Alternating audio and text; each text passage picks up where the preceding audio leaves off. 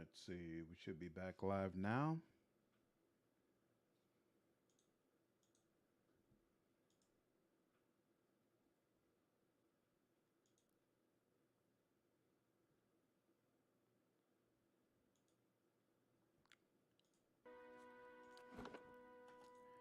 Let's walk a little bit.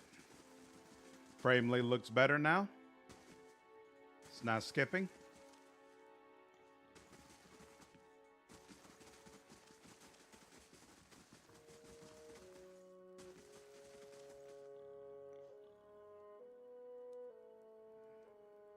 Demas, what's going on? Glad you're able to make the stream. Okay. So the frame rate is better for you.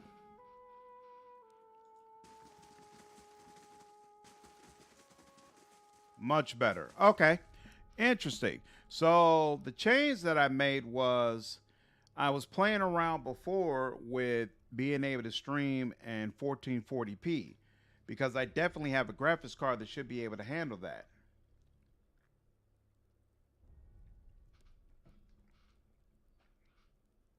I moved it back down to 1080p and it seems like that took care of the frame rate issue. So I have to figure out why I'm dropping frames when I move it up. I'm wondering, is it because shouldn't be a CPU issue?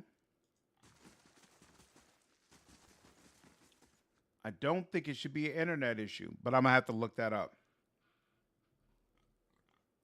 You almost cried today. What? Why is that? All right. Now we are in back in the passage of six. Three tusk, twice split arrows. Okay, it's much better for you two to read. Awesome, awesome. Okay, cool. Then we're good. Then we're good. So for right now, I have to leave it as is until I can figure out why it's dropping frames. I tested it earlier and was playing video games and it worked fine. So it's kind of weird to me. I'll have to look back at the footage. Wrong window. Oh, no problem. Could be bandwidth. Yeah, could be that. Could be bad. I have to check. In fact, now that I think about it, I don't know how much upload speed you need to have in order to properly run 1440p. So we'll see. Wait. I don't know if I should go through with this. Make the trade deal with the Anamenfath.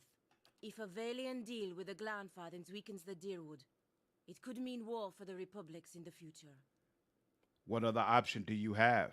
I could put the idea in the Anamenfath's head that the Republics are not interested in exclusive trade, but limited trade of goods that they do not already trade with the Deerwoodens.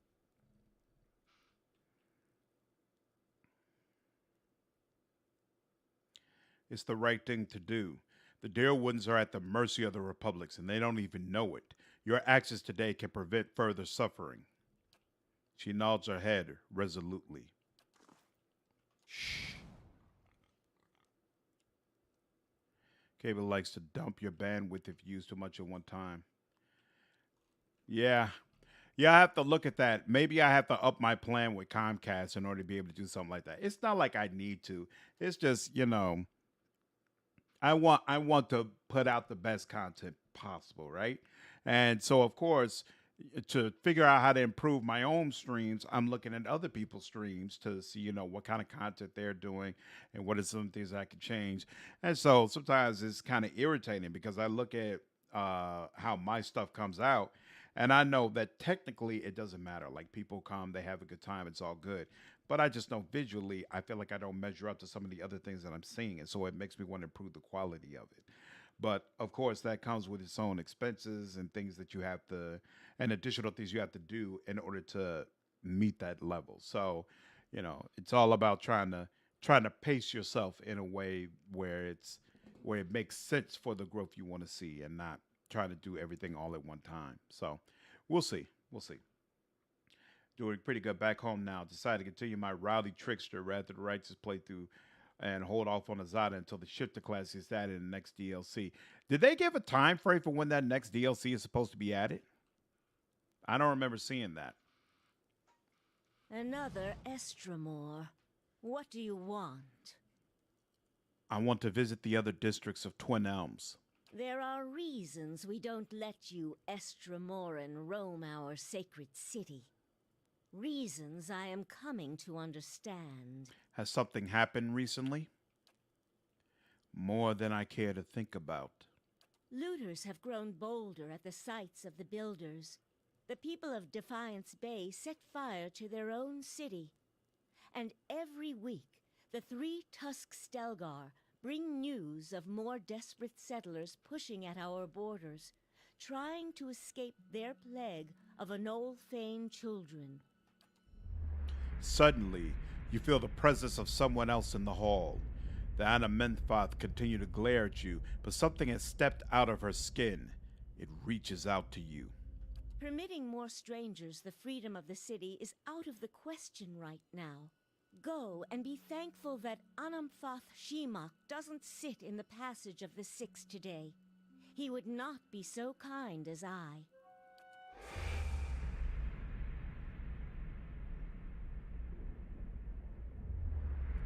A vision of an Orland man appears near Bithwal. He has the same green-brown fur and hazel eyes as she does. Help me reason with them. He points behind you. Turning, you see the ghostly shapes of 5 other Anamfatha. Another Orland with tawny fur and a scarred face, a frowning dwarf, a black-furred Orland, and 2 elves. Lore, you're the leader of the Guided Compass. I thought your tribe was more open to outsiders. Indeed, and it has earned us little respect from our peers. These are not times when trust comes easily. The spectral Orland takes another step from her, setting his foot down with a slow, heavy motion.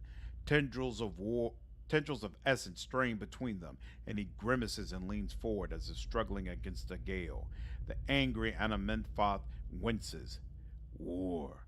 The spectral Orland's voice is a rasping croak. They're headed for war. Remind them of Feralt's warning. Does Feralt's warning mean anything to you? Feralt's soul image gasps. Taut threads of essence tug at him, drawing him back into the Anamythoth. He looks up at you again. I tried to tell them. The Builder's souls have touched even the Estramoran. You'd better explain yourself. The Builder's souls have touched even the Estramoran. There's no way you could have known this saying. Not unless you are a Galuth on Anams, a watcher of souls. Feralt tried to warn the other tribes about something. What was it? Feralt's warning came before the Broken Stone War. Feralt, my ancestor on my mother's side, was Anamfoth of our tribe then. When the Estramoric farmers defiled the builders' monuments, Feralt urged the other Anamfotha to patience, but louder, angrier voices prevailed. If it's a lot of money, it's not worth it. Cable is pretty unreliable even on business level. My whole job at Starbucks had constant issues with cable cutting bandwidth when a customer would download too much on our server and we had a fiber line. Interesting. Yeah, I'm obviously, before I started this channel, I never had to worry about live streaming or how bandwidth would be handled in that way. So it's kind of feels like this whole new world is opening up. We'll see how it goes. Feralt believed that the invaders could be taught to respect the builders as we do. He also believed the builders' souls had spread to all peoples, and that we should avoid needless conflict with others. More practically, he worried that a violent response would only spur further bloodshed across the generations, and you can see where we are today. What do you mean? While Feralt's words were shrewd, they were ignored back then. Simply remembering his warning now will not undo the wars and the changes that the years have seen. There is blood on these stones, and that is all anyone remembers now. An image of a polished Adra cube flashes into your mind. There's writing on the sides, but the image is too faint for you to read it. The Anamythoth turns away from you and looks at the ground. gnawing at a pointed claw. You can't change the past, but your choices now still matter. She looks at you sadly. Yes, that is the problem. Another Estremor came through here a few days ago, and, well, letting him through was a mistake. One I am eager not to repeat. The Guided Compass tribe has a reputation for being too soft with Estremoran. One that will not be improved by my failure to stop this man who has desecrated our most sacred sites. That sounds like the man I came here to stop. I won't repeat a mistake in my haste to correct it. We bar Twin Elms from Estremoran to protect the ancient places that the Builders left behind. The Builders left this heritage to us to defend, but they alone had access to it. On this much, at least the 6 tribes agree. Wait, so console users already have the shifted tribe? Or did they take it back after they found out they accidentally deployed it?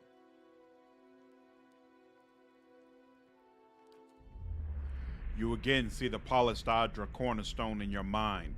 This time the image is clearer. Each face of the stone is inscribed with a phrase you know by heart.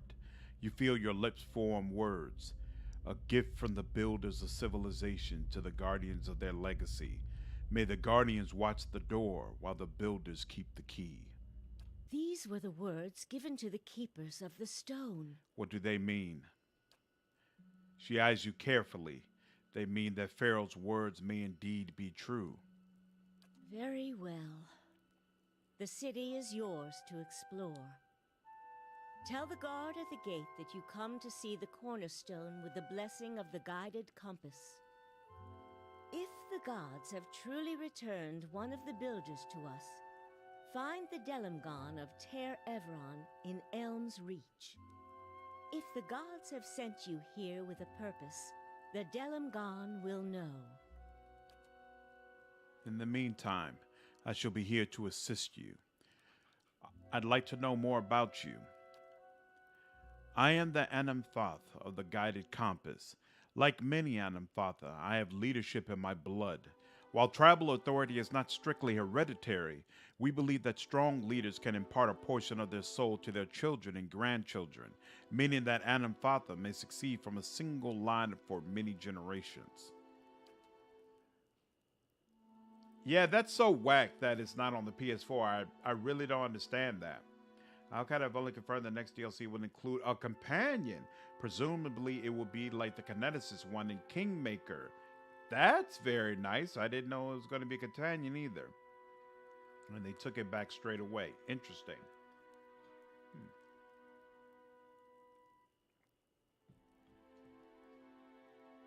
You know, by the time I got back from my trip, the enhanced edition had already been out for like a week. So I didn't even bother like going digging through all the AMA and or even doing content about it because I felt like I kind of missed the boat. So I just went straight into my demon playthrough. She warriors a sharpened thumb claw. Of course, with all that's happened here lately, I've wondered whether my family's line is coming to an end with me. Something else you wouldn't know. What are the 6 tribes? Glanfatha society is divided into tribes which are further divided into clans. Each tribe is united by a particular history or way of life, and clans are communities of families that live together. In truth, there are more than 6 tribes, but the 6 largest have traditionally led the others. Each of the 6 has a seat here in the Passage of the 6, where we discuss matters of common interest. You saw, for instance, the debate that occurred between the Broken Stone War. She gives you a hesitant look. The 6 tribes are the Keepers of the Stone, Fisher Crane, Three-Tusked Stelgar, Stone Bramble, Twice Split Arrows, and, of course, the Gilded Compass. The Gilded Compass is your tribe, right? Indeed. We're one of the younger tribes and not one of the most prestigious. We try to keep the peace with the Estremoran, which has earned us the reputation of appeasers among some of our hardline brothers in Three-Tusked Stelgar and the Keepers of the Stone. We value our heritage as Glanfathans, but we recognize that Estramoran are here to stay. The way we see it, we can better follow our mandate to protect the places of the builders by making peace with our neighbors. Who are the keepers of the stone?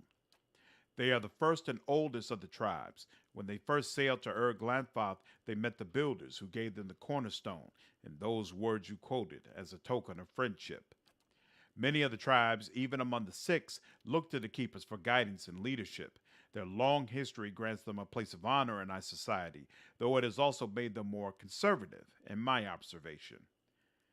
Bit said the enhanced edition did not improve the Gold Dragon Mythic path. Yep.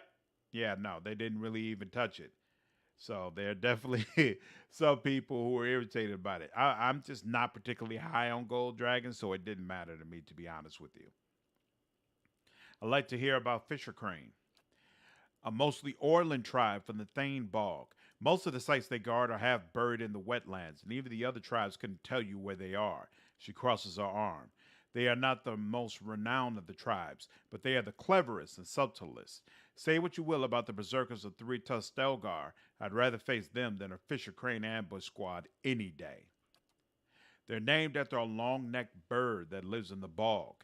It can stand motionless for hours, waiting for a muck frog or a spotted salamander, but when it strikes, it's faster than anything. What do you know about Three Tusk Stelgar? She laughs and shakes her head. Same as everybody. They're fearless maniacs, and they want everyone to know it. They're considered a wild bunch, even among Glanfathans. Many of their territories have seen the most conflict with the Estramoran, and they don't forget it. They don't want anyone else to either. They inflicted and bore some of the heaviest casualties in the wars with the Estramoran. In fact, there was a rift within Three Tusk Stelgar after the War of Black Trees. Dozens of clans broke away from the ravaged lands and retreated further into the Deerwood, joining whichever the tribes would take them. Broken tusks, some call them. The majority of the tribe dug into the half-burned forest to hold the line, and many respect them for it. She frowns uneasily. They've more than earned their place among the six, but they advocate more conflict than is wise, and too many others are quick to idolize them for their valor in battle. Tell me about Stone Bramble. Mostly dwarves out of the White March. They're one of the younger tribes, formed over the years by trade routes between the wilds and the mountains. They see themselves as genuinely Glanfathan, though, and who can argue with them? Only Fisher Crane defends sites in such inhospitable territory. Personally, though, I'd say it's gone to their heads. They like to think the rest of us have it easy in the lowlands, forgetting that the wars with the Estramoran never reached their mountains. Still, they came to our aid during both. They're named for a tough, thorny little plant that grows up in the mountains. It suits them. I'm not familiar with the tightly split arrows. Not many are. They're traditionally outcasts and exiles from other tribes, probably the least respected tribe of them all, but our ancestors believed they should have a voice, and so they've got a seat among the six. Most of the other tribes see them as scavengers and bottom feeders, but don't say that to a twice split arrow. They think themselves survivors, and they're as proud of their tribe as anyone else. She shrugs. They'll accept anyone, and I suppose there's virtue in that. You never know what you're getting with them, though. Some clans will rob you blind, and others will slaughter our land for the honor of your visit. I'd like to ask about another matter. Something else you would know? One of my companions, a representative of the Valian Republics, wishes to discuss a trade issue with you. The Orlin turns her gaze toward Pelagina. Yes, the Valian godlike, blessed of Hylia. Pelagina bristles and quickly spits out a response. So they say. The Anamentha's face shows no outward emotion, but her voice betrays annoyance at Pelagina's interruption. And diplomat of the Duke Bells, I understand you were to be sent here with trade assurances from your masters. Revered Anamenthath, it is true that I was chosen to convey these assurances, but understand that I was in fashion more for war than etiquette. The Orlin smirks slightly. In these dangerous times, perhaps it is better to send warriors to do diplomats' work. Pelagina musters a weak smile. Indeed, Anamenthath. Regarding the exclusive trade agreement, her voice quavers slightly, and her golden eyes dart in your direction. Nod head, smiling warmly. Pelagina steels herself. The Republics feel it would be in the best long-term interest of all parties if you maintain your traditional goods trades with the Deerwood. The Amenfath's long ears pitch forward. A strange turn. What do the Republics want then? Pelagina speaks quickly but confidently. Ta'andra Tower pearls. Trade will be picking up quickly on them in the Eastern Reach. You will buy them exclusively from us for the next 5 years. In exchange, we will be your exclusive market for Adraban and Carol Golan for the same period. Nana Menfath considers Pelagina's words for several long moments. An interesting proposition, Valian. We will send emissaries south to discuss the details at greater length. Your appearance here speaks well of your duke's intentions. Pelagina bows deeply. Revered Anna Menfath. That's it. My position in the Brotherhood gone. I can't believe I just made up new trade terms to the Glanfath and Anamenfath. Postinago. Pelagina, you did the right thing for the Republics, even if the dukes can't see it from their vantage. You can deal with their disapproval later. Verus. They have a saying in Biajepe. New gold clears even the oldest debts. If I'm right, all will be forgiven. If not, there's nothing I can do about it now. Exactly. So why worry? Okay. And that's all for here. So.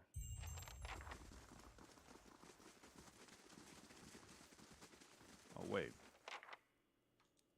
Tread carefully, Estermore. Whoa. Argo, what's going on, man? I can't complain at all. How are you? Sensing your approach, an agitated elven hunter suddenly drops his conversation and turns to face you. What kind of courtesy have you learned in your filthy homeland? A red stripe of paint gleams pearly with sweat from cheekbone to cheekbone. We speak of Glanthathan matters. Be gone! The huntress in the group raises her calloused hand. Still your heart, Redai. Do not forget where you stand. She parts the fine strands of golden hair that float before her face and acknowledges you with a nod. In the house of our ancestors in the 6 tribes, we commune as one people. Redai looks away and fumes in a restrained breath. The ancestors will forgive me and my brother when I clear the shame away from his name. He looks at the huntress, and from the taint it is brought to our tribe. What happened to your brother? My brother. The hunter's heavy breathing pauses for a moment. My brother Fiorm is the greatest hunter of our tribe. He set out on a blood hunt but hasn't returned. And now, Arthwin, that puny liar. He claims that my brother... Redai clenches his fist. The elven huntress fills in the silence. Arthwin belongs to another tribe. He is the hunter that competed against Fiorm during their blood hunt. She gives a glancing look at Redai. Arthwin claims that Fiorm has exiled himself, deciding not to return to Twin Elms. Redai scowls. His stripe of paint curves like an angry wound. Exiled and shame for losing to him during the blood hunt. Can you believe this? Liar. Even though Arthwin returned with giant Stelgar's fang as proof, it's hard to believe that Fiorm would have failed to kill the prey first. The huntress digs her heels on the dark soil. But you cannot claim that yet, Redai. Not until the Anfatha judge the truth. Arthwin's weak, from a lower tribe. Redai bares his teeth. He lies. I'll find the truth and clean my brother's name. Why would Arthwin lie about your brother? Redai throws his arms in the air. Why? He looks at you as if the answer were obvious. Redai, please, still your anger. He does not know our customs.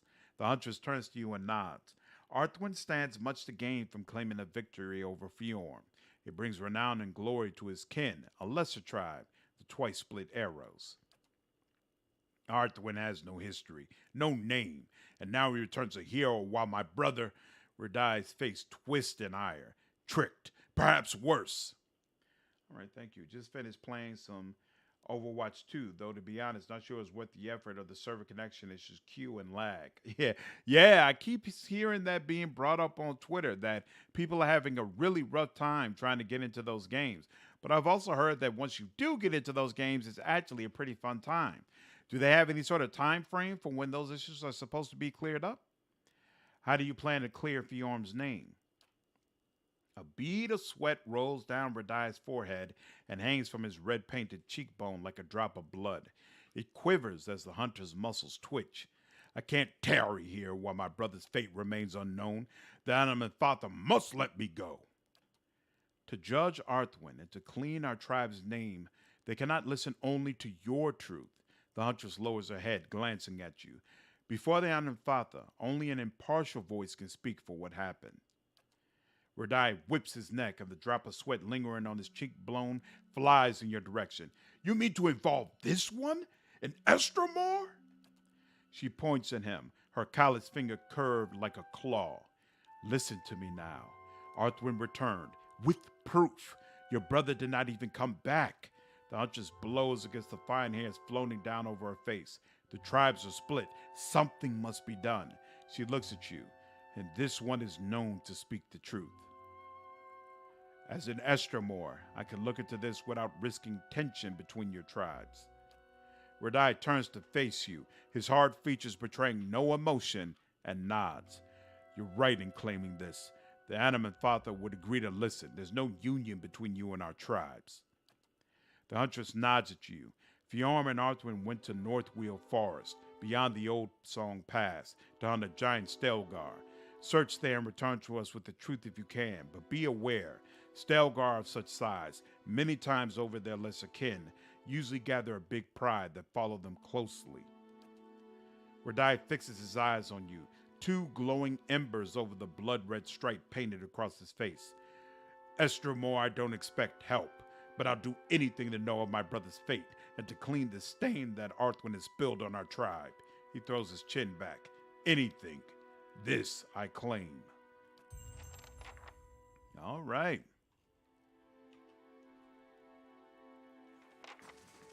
Outs 2. Hey. Overwatch 2.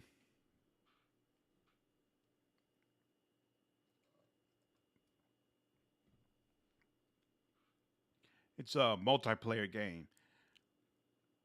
Kind of like Apex Legends, I guess, but I've never actually played Overwatch, to be honest. I'll see what I can find. Boom, boom.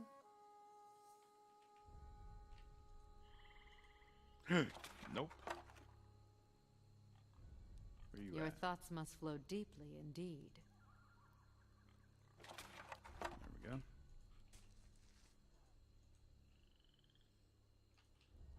Huntress. Hunter. Oh, Overwatch 2. Yep. So what games are you most looking forward to in the next year or so? Baldur's Gate 3, most definitely. Harry Potter. I wouldn't say I'm looking Nice forward and to quiet. Forspoken.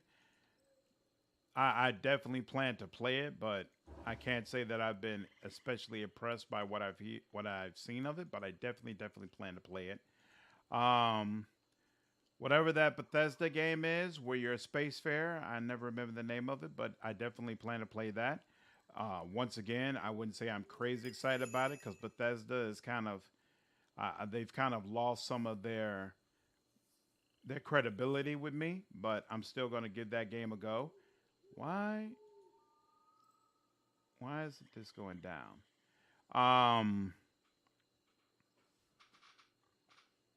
What else am I missing?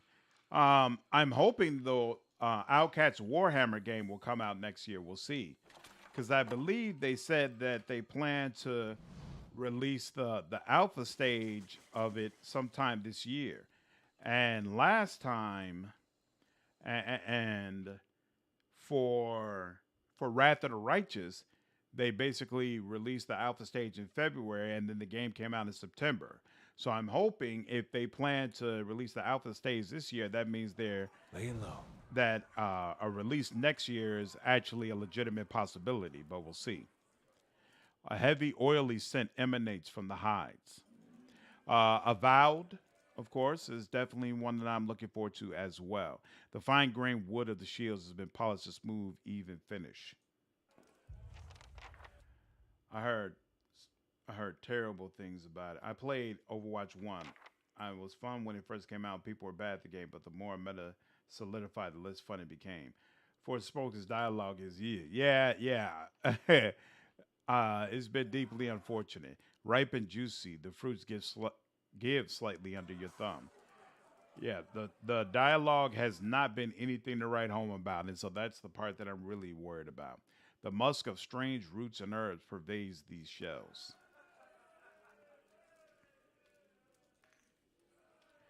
But I'm still gonna play it because honestly, I can't remember a time where a black woman was the actual lead for a major AAA title. So I feel like on some level I have a responsibility to support it, and even if it sucks, maybe hopefully the next time they do it, it will actually be good.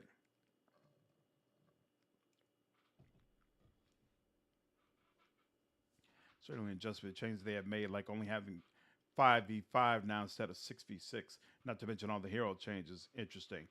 Okay. But do you like it? Or do you feel like the first one is really better?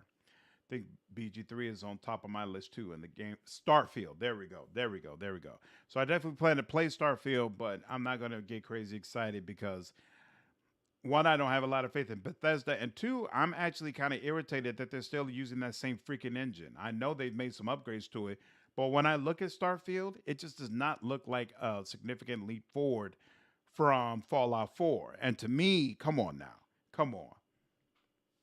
Starfield, I'm pretty excited for it in spite of myself. Should be a good platform for modders to go to town, if nothing else. I always prefer sci-fi over fantasy, so I'm very biased. And that's part of the reason why I am still excited for it, because I'm also deeply Builder's wisdom into to you. sci-fi, and I feel like maybe this will scratch that Mass Effect itch until we get another Mass Effect game. Speaking of which, Dragon Age 4 should be coming out next year. That's something I'm definitely excited for. This thick frame woman smiles broadly as you approach. Ah, I see that you heard it. A good blade has a voice and it sings to its wielder. What weapon called you forth? I like my weapon silent, actually. Perhaps a bow, then. You could fell a boar from 100 paces with one of these. Maybe you prefer something small. I hold here many fine daggers. I know there's something here to your liking. Let me see your wares. Look all you wish. My weapons are the pride of Erglan Thoth. Might be interested in Wonder Woman with the Nemesis system. I assume it's going to be on her island. I wonder how they're going to get around her death. In Shadow of War, you're a wraith and undead. I have no idea what you're talking about. There's a Wonder Woman's game coming out that uses a Nemesis system? News to me. You have been banished from death. I guess I like it on the whole. I appreciate that they took away the loot boxes in favor of a battle pass. Help save myself from my gambling addiction. Oh, that's nice. That's nice. Okay. Ooh, Starcaller. Plus 30% of grazes converted to hits. I feel like that's what I like to give to Palagina. 20% of damage restored is endurance.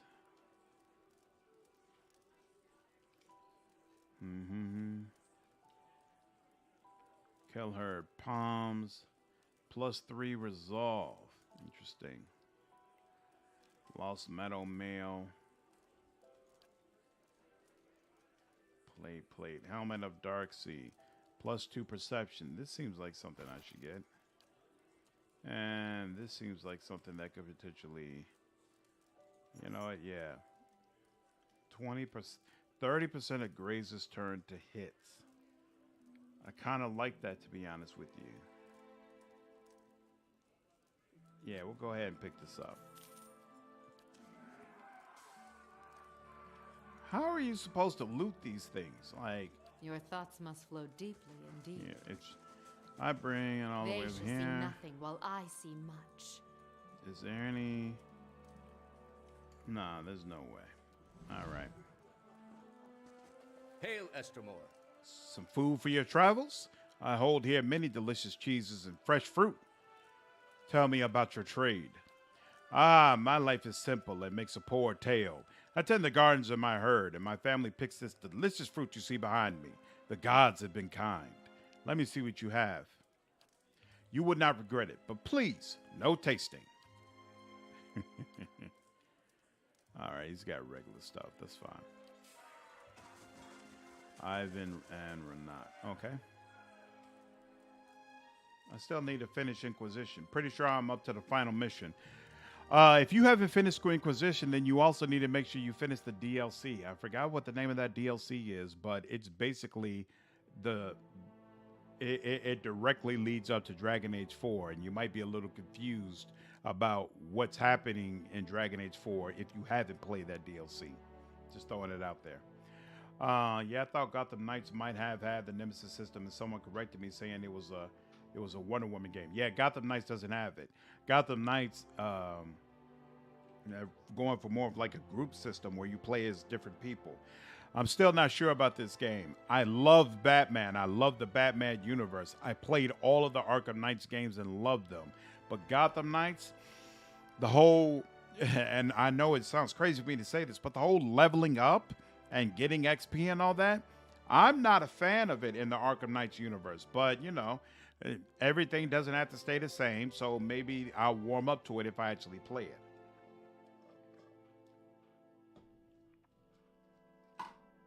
I love RPGs, but it's very rare that I actually finish them. Yeah. See, me, I'm the exact opposite. Before I started this channel, I would really only buy 2, maybe 3 games in a year.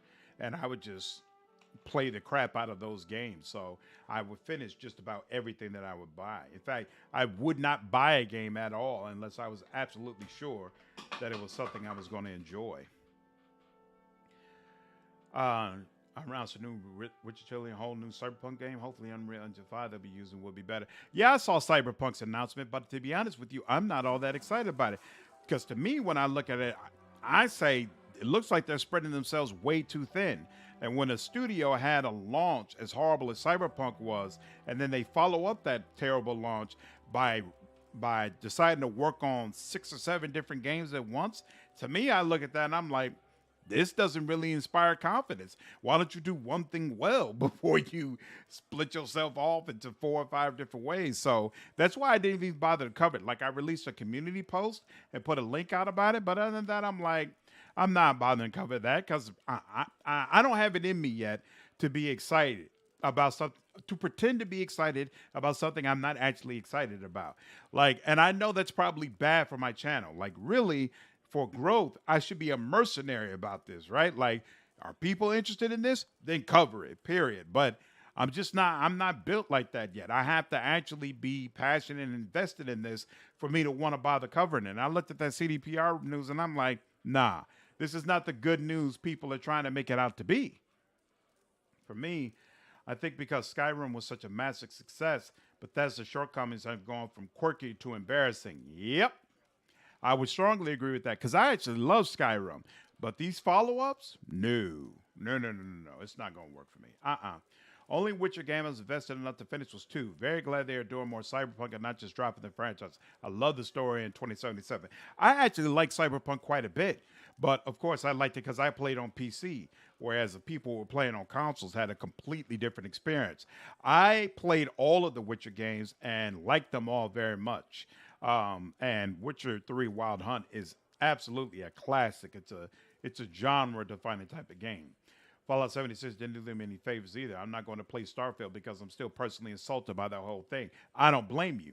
I'm not insulted by it because I didn't even bother buying Fallout 76. I looked at what was going on and I was like, you're not duping me into this nonsense. No, absolutely not. I'm just so glad Bethesda are finally moving off Fallout for a while. I can't stand the Fallout franchise. New Vegas is the only one I actually liked overall. What do you dislike about 3 and 4? A young girl looks about the market with a disinterested gaze. As you near, she snaps to attention and strains her posture. Welcome, Esther Moore, she says with a curtsy.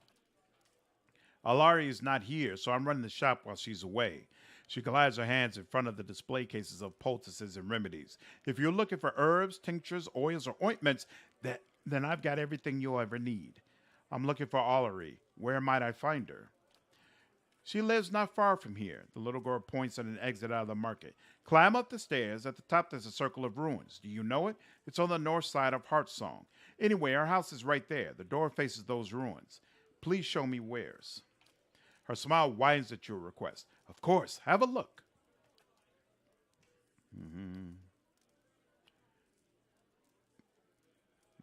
So if I need some jewels, I could come here. Good to know. In a dwelling at the Heartstone district. Why are we looking? Oh. She's that merchant. Oh no, I would miss one merchant. Balahari is that merchant that the guy says ripped him off. Okay. I am interested in the Red Hood style of gameplay, but they kind of did him dirty. Red Hood uses actual guns. The way Gotham Knights uses them, he's using tasers stylized as guns. That's not Red Hood. That's flipping watchdogs. I agree wholeheartedly. And that's actually part of what I found very disappointing. Because I'm actually a fan of the of Red Hood. And so I was really looking forward to when I found out he was in the game and the way it's implemented. Hail, Estremor. Come on now. Come on now. Stop it. Stop it. But then again, I love all those characters. Nightwing, Batgirl, Robin. I love all of them. So I'm like, you might still have a good time with the game, even if I don't like their interpretations of Red Hood. I have a hard time imagining being cited for CD Projekt Red going, we're doing Cyberpunk again. I didn't buy 76 either, but I heard everything. Exactly. I stood on the sidelines and watched and was like, y'all saw them trailers. Y'all saw them news stories. Y'all didn't know this was something you shouldn't buy? Come on now. I mean, I only needed a couple of little trailers to say, I'm not doing this. There's just no way. NPCs don't even talk? Oh, hell no. Hell no. You have the look of a hunter, Estremor. Darren's weapons may protect the man who seeks out misfortune, but my supplies will help you to survive out in the wilds. May I see your wares? Ranit nods, gesturing to his goods with a sweep of his arm. He specializes in guns. Mace, I don't need that. Staff, what's Urgel's Radiance? Ooh. Oh, only usable by a paladin.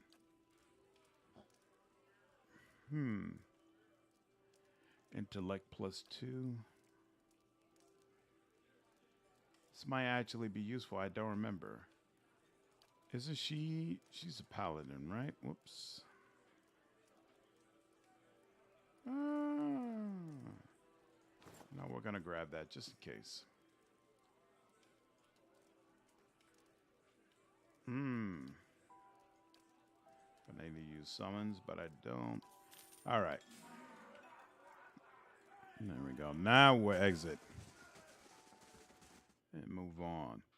Well, that was kind of disappointing. I felt like this was a place that had some real items that I would really be interested in buying. Like I was going to get a real upgrade when I got here. But maybe it's in that other area again. We shall see. I searched through all down here already. Okay.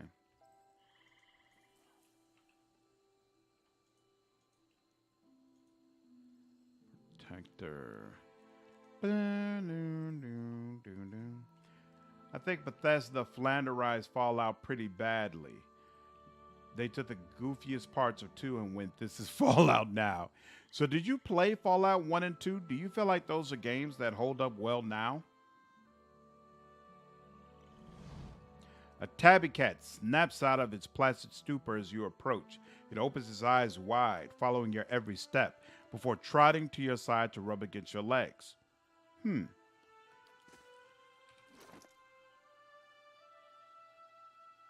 Yo, Garfield? That's awesome. Where's a small collar under which is described the name Pumpkin in careful letters? Okay. Be cautious. Be constant. Laying low.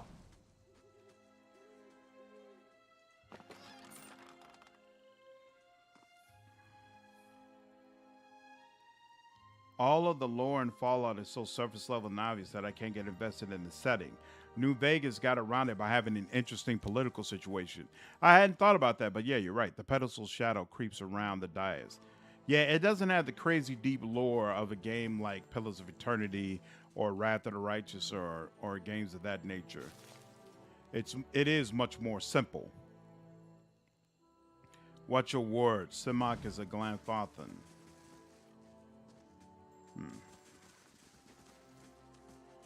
Just having their own separate conversation. Okay. Yeah, I never even gave 76 a shot.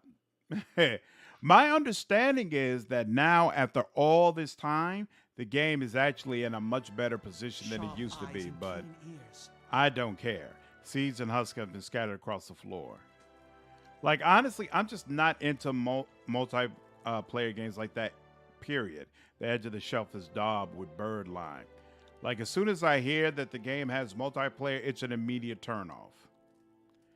I think that might also be part of what turned me off about CD Projekt Red's announcement. They announced that that Cyberpunk, I think, multiplayer game, and it just made me feel like, oh, okay, so y'all are abandoning everything that people liked about you now. Okay, which is not true. You should be able to, try out different things and make the game Your that you thoughts want to must make. flow So I don't deeply want to. indeed.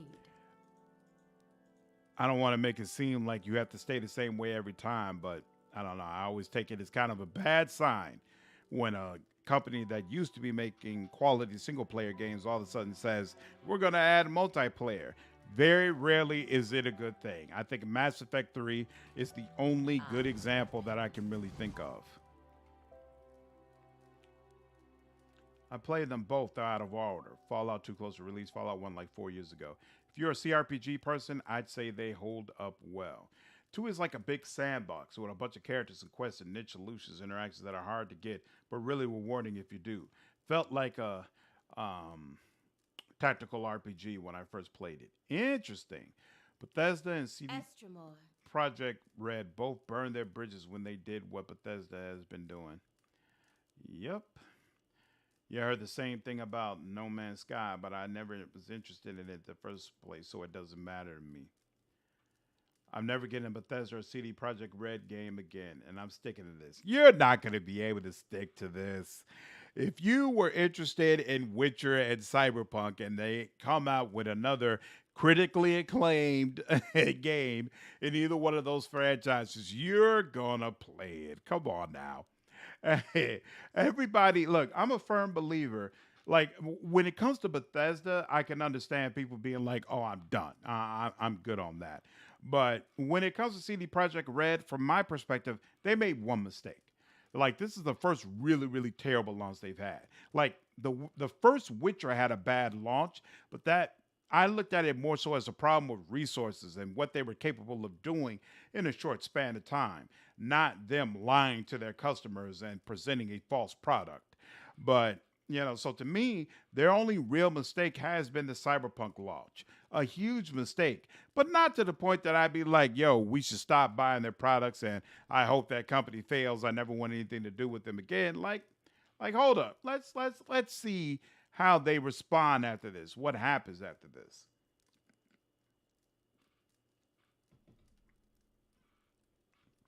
Welcome to my home, Mr. Moore. I am Lindsay, healer and guide. What brings you here? Tell me about yourself.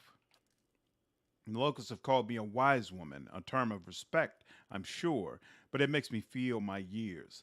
I'm an herbalist and healer. I spend most of my time caring for the ill, helping with the delivery of children, and making remedies for those in pain. I like your songbird. Does it have a name? Well, he does, she blushes. But I ought not to have let my friend's daughter name him. The name is long and rather silly. The short version is Beaker. She rolls her eyes and smiles. The next bird I have will be named after an Ananthoth. I should be going. Okay, nothing to see here. One is a lot simpler, but it's still worth a playthrough in my opinion. Are they super long games? Are they 100-hour long games, or can you get through them in a shorter amount of time? Oh, I meant tabletop RPG, not tactical. Got you. Okay. Whoa. Do not try my patience, Esther Moore. You shall not pass without the permission of the Anamthatha. I come to see the cornerstone with the blessing of the guided compass. The guard scowls and looks at his companion, who nods back. He turns to you again, his knuckles whitening around the shaft of his spear. Always too cozy with the Esther Moore. Go, then, and mind your step around the sacred stones.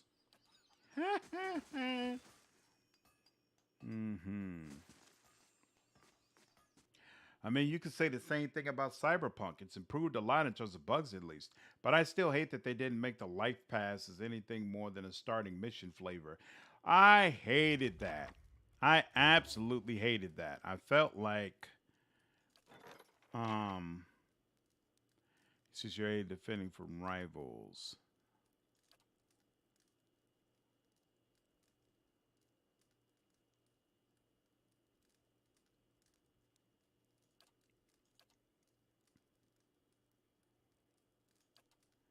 Am I supposed to talk with him? I'm not sure.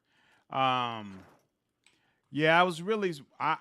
Played my first one as like a corporate guy, Secrets whisper and here. I was I really shall expecting listen for. something special to come out of that. So when it didn't, it was super annoying.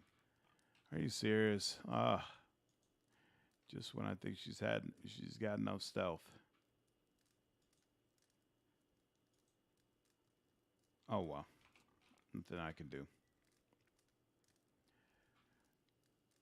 Probably not being me sticking sticking to this. All right, all right. I respect that CD Projekt at least stuck with the game and improved it over time and not just cut their losses and ban the game and RIP like I'm sure other companies like EA would do. Exactly. Yeah, I definitely appreciate that. And say I'm probably not going to play a Bethesda or CD Projekt game again because I doubt my brain is going to be able to avoid the association whenever they make a new game. Interesting. Cries in Andromeda. Oh, please don't remind me of Andromeda. Holy smokes, that was so painful. Oh, that was so painful. So painful. I think I heard you could beat Fallout 1 in like 3 minutes if you speed run to where you're supposed to go ultimately. Ooh. Yeah, I really wish that game had turned out better. Interesting. I don't remember for sure, but I say definitely under 100 hours. Probably 40 for Fallout 2, depending on what you do, and closer to 15 for Fallout, from what I remember. Nice. Okay, I'll keep that in mind. Gameplay was lots of fun, but the story was a runny fart. Yeah, I love the jump pack stuff in Andromeda. That was great. But the gameplay, but even more important, the party members. The party members paled in comparison to what we had before. They were absolutely awful, just not well written at all. An old elven woman stands tall and proud, surrounded by Glanfathan warriors that study your every move. You speak on Renato's behalf, I presume. I knew he would convince someone to do his bidding. I did not suspect it would be the Estromor involved in all the chaos at Defiance Bay. She tilts her head to the side and blinks slowly. Does the presence of my armed entourage concern you? You were expecting a defenseless shopkeeper, am I right? Alarim raises her dye-stained hand just as one of her guards begins to lurch forward. Stillness. She barks at her attendant. Give the Estromor a chance to speak. We are not dear wooden beasts. Here, hospitality reigns. Alarim nods to you, holding up an open hand, her palm and fingers covered in blue and green dye. Envoy of the Valiant, speak the message you were sent to deliver. I want to hear your side of the story. The first step of any sensible path, she muses, scratching her chin. Renato did purchase from me several bushels of Alard Gola, and for it he paid a high price, but did so willingly, saying it was a bargain right as he handed me his copper. It was after our trade that the Valiant spit his venom. Alari's voice grows angry. Renato accused me of trickery, of fraud, claiming I delivered weathered likenesses of Elardgar and not the genuine root. Such nerve, for in truth he is beyond the help of Elardgala. She holds a blue-dyed finger in the air before curling it down slowly, smiling as she does. Renato's old bow isn't firm enough for a full draw. No amount of Elardgola will give him the spear of a young hunter. A fair deal was made, and now Renato objects, angry that his withered family plows beyond herbal remedies. She shakes her head, her voice becoming a growl. I have never sold anyone a remedy I knew to be false. If Renato does not silence his slanderous tongue, we will do it for him. What kind of... I'm here for Renato's money. The old woman smiles at you with a tilted eyebrow. Of course. What else do the Estromoran value more than coins? Out of the folds of her robe, she produces a small root and holds it beneath her nose, inhaling its fragrance. The Fisher Crane tribe has courted the soil for generations. Does Renato believe these herbs grow like weeds, without our efforts, without toil? Alari smashes the plant stalk between our palms, adding streaks of rusty orange to the blue and green dyes already soaking our hands. The deal has been done. Renato has the spoils of our harvest. We cannot reunite the Valiant with his coin any more than we can put the Alard Gola leaves back on the stem. Tell Renato he must accept the consequences of the deal that he negotiated. If he continues to mew false tears of indignation, we will show him how petulant children are disciplined. Not sure what I want to do about this. Andromada's story made me think something was seriously wrong at BioWare and that this was some kind of cry for help. Yeah, it was. As someone who was a huge fan of Mass Effect, played all 3 games multiple times, Andromeda was beyond disappointing. The UI and companions in Andromeda was literally the worst I've ever had the displeasure to endure interacting with. I mean, it might have been considering crunch culture and stuff. Man, it was awful. Liam's loyalty mission had some fun jokes. Yeah, that is about all the positives I have for the companions in Andromeda. I like the fact that you got to interact with a female Turian. I felt like that was a really cool part of their culture that was completely ignored in the first Mass Effect. But yeah, very, very few positives, to be honest.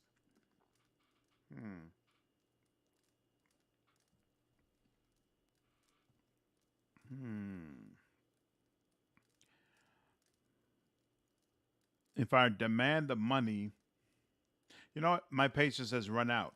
Give me the money. The old woman looks to her guards and to you and raises an eyebrow. Already? What little patience you must have. Then, with a snap of her fingers, the guard stands in attention. Cleanse this filth from my hearth. Boop, boop, boop. Actually, here, you come back. You.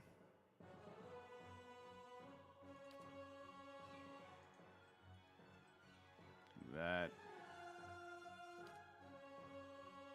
Boom, boom, boom, boom, boom, boom, boom, boom. Yes. There we go.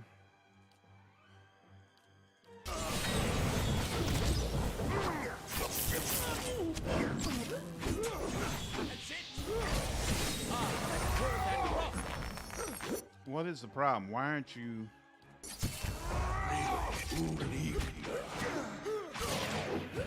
There we go.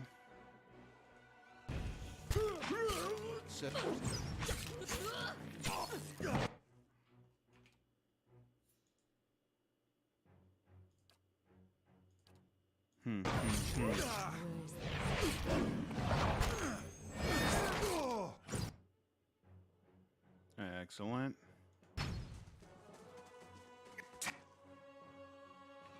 This blade, nah, we'll go with you first. That's it. There we go. Now we'll deal with you.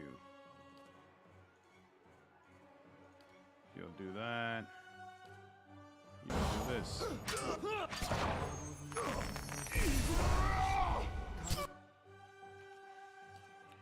Boom, boom.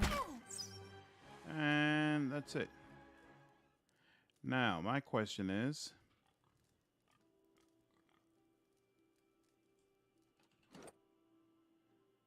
Twin Elms, neutral. Okay.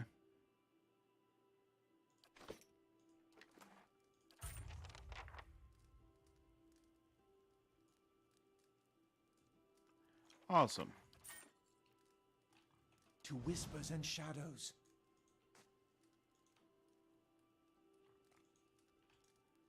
The dried herbs crunch between your fingers, giving off a sweet floral aroma. Spread across a lumpy pallet of straw, the hide blankets are surprisingly soft.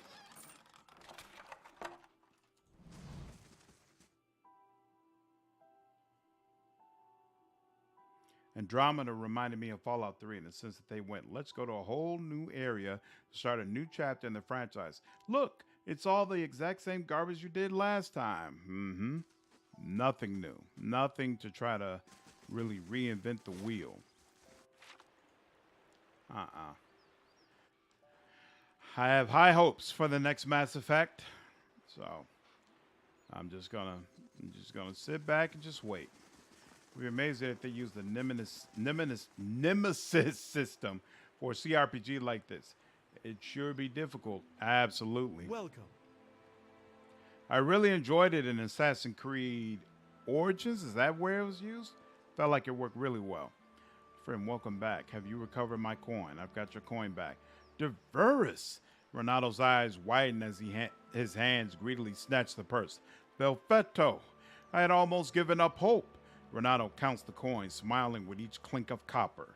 My thanks to you, friend. With this, I can finally restock my wares. Come find me at the Celestial Sapling. I'm sure I can find some choice items for resourceful customers like yourself.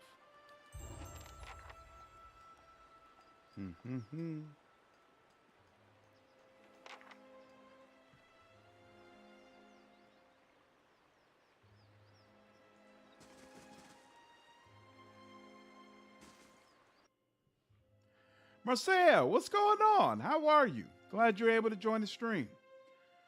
Shadow of Mordor and Shadow of Mordor and Shadow of War, that's where it was used. Yeah, that's where it's originally from, but they also took that system. Assassin's Creed basically copied that whole system and used it in that game as well. So I never played the Mordor games, but I played the Assassin's Creed game where they took it.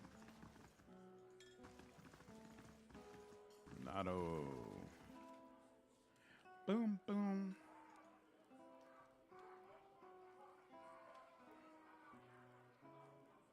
Ronaldo smiles as you approach, his arms outstretched to greet you.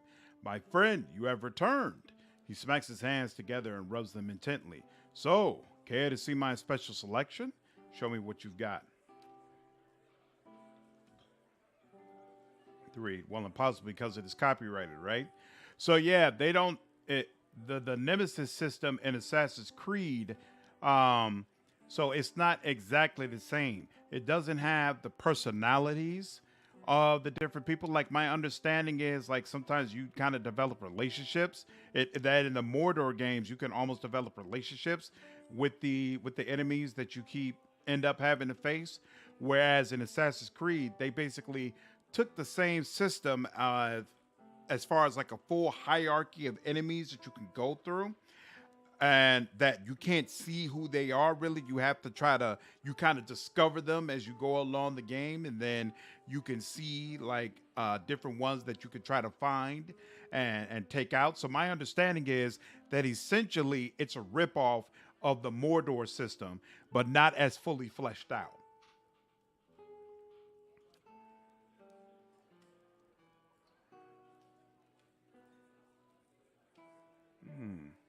All that work and you still got nothing? Boy, I tell you. All right. Whatever. No way. CRPGs are way too niche for WB games. Almost finished with my first Angel playthrough. Druid with Merge Spellbook is kind of bonkers in my opinion. Yeah. Angel is amazing. Any class where you're able to combine with Angel, it's going to work very, very well. Elm's Reach, Old Song. It's going to work very well. Yeah. So I'm still gotta redo Act 5 for my demon playthrough. And then once I get through with that, Burial Isle, North Weald, Old Song. Okay.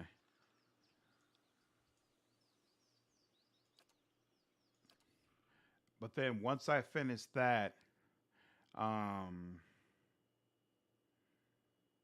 yeah, I'm gonna my last full Pathfinder Wrath of the Righteous playthrough.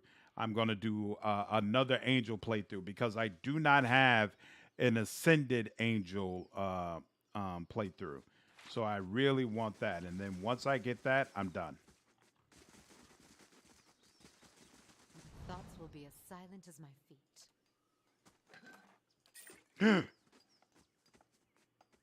Slight. We're just going to take that. Oh, that was Odyssey. Yeah. Odyssey was where it is. So my bad. Yeah, Assassin's Creed Odyssey, not Origins.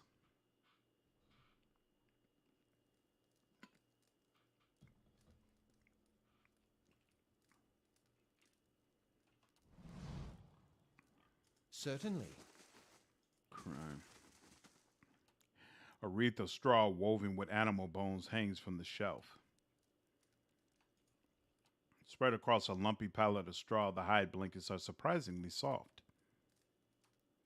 Be cautious. Be constant.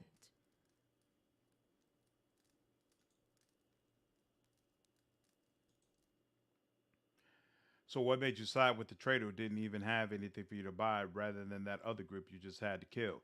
Because I felt like it was wrong that she knew the herbs wouldn't help him, but she sold it to him anyway.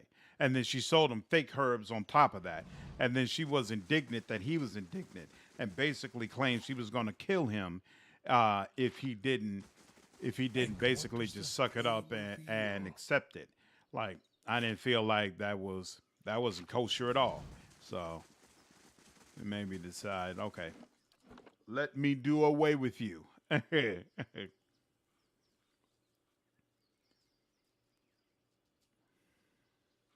Yeah, the mercenaries hunting you down.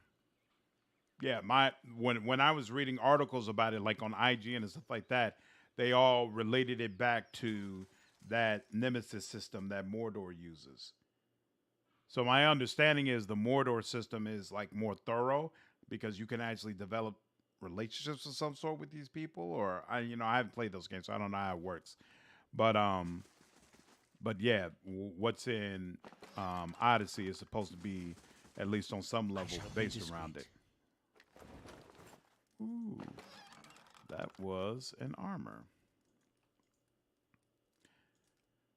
Speaking of which, do you feel like those Mordor games still hold up well today? Is it something I should check out? Because I think they're on PC, right?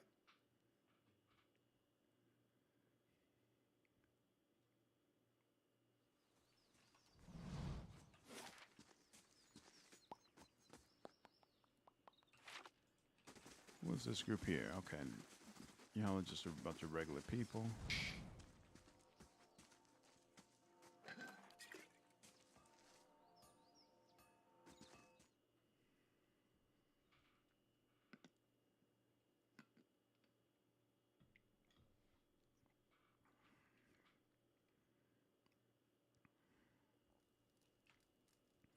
Tribesmen, tribeswoman. The fire gives off the thick, rich odor of burning peat. Be cautious. Be constant.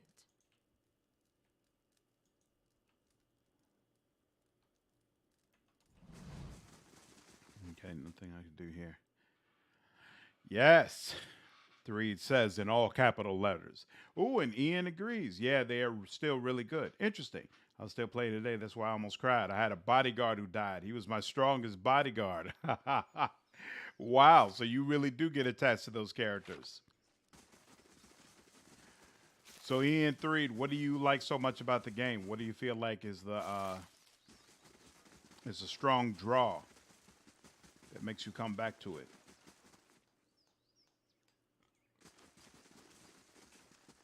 Light, flame, and sound. I was irritated that I had to use necromancy on him. His necromancy eliminates the personality. Being undead just makes you a drooling idiot.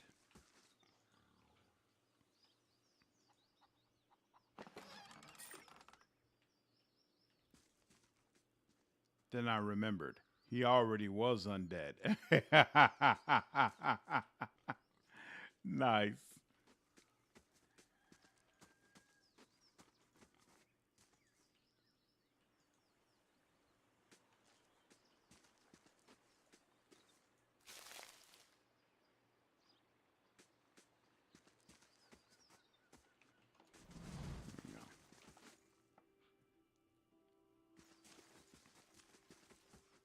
A lanky hunter grooms his stubble, a patched fuzz of blonde hairs, while listening attentively to a young elven woman. She whispers in his reddened ears and giggles. With his head still lowered, he flashes a wide smile in return. The hunter notices you. He clears his throat and straightens his back, adopting an air of dignity. I've been expecting you. My tribesmen have told me that you're to speak the truth about Fjorm's exile. He combs his sparse stubble, darting a glance at the elven woman. Well, Arthwin doesn't hide from the truth. Ask, and I'll answer. What happened to Form? Arthwin looks down and licks his lips. Fjorm, he pushes the blonde bristles away from the edges of his mouth. Every tribe knows his prowess, a hunter of great name, but this time he fell behind. We spotted the giant Stelgar on the Sentinel's Ridge, above the waterfall of the North Weald. It was stalking for prey.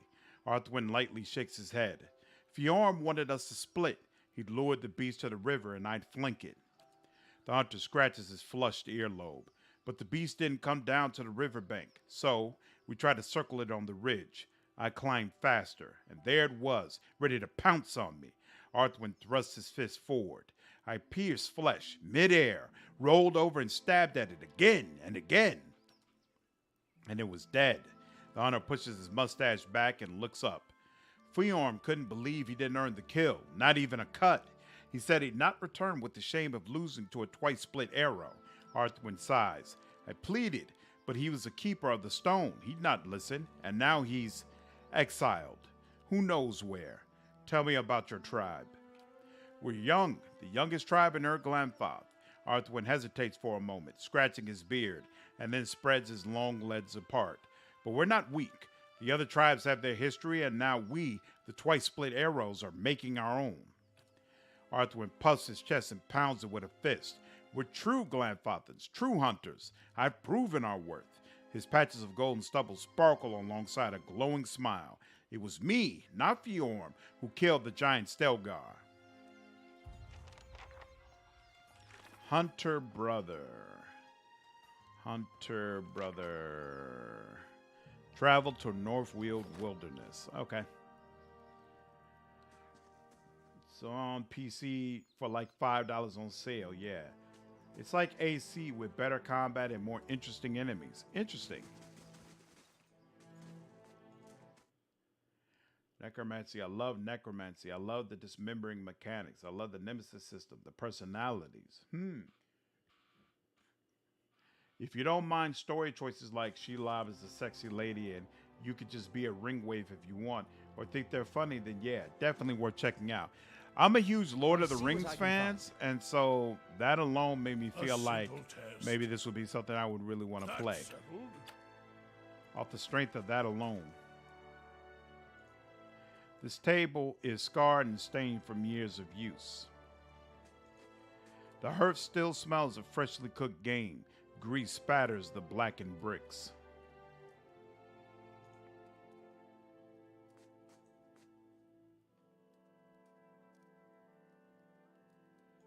Seriously, there's nobody in here with us.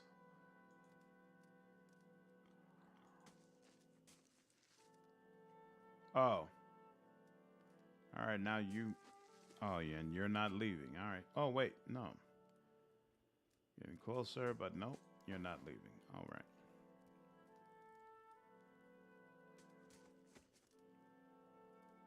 A simple test. That's settled.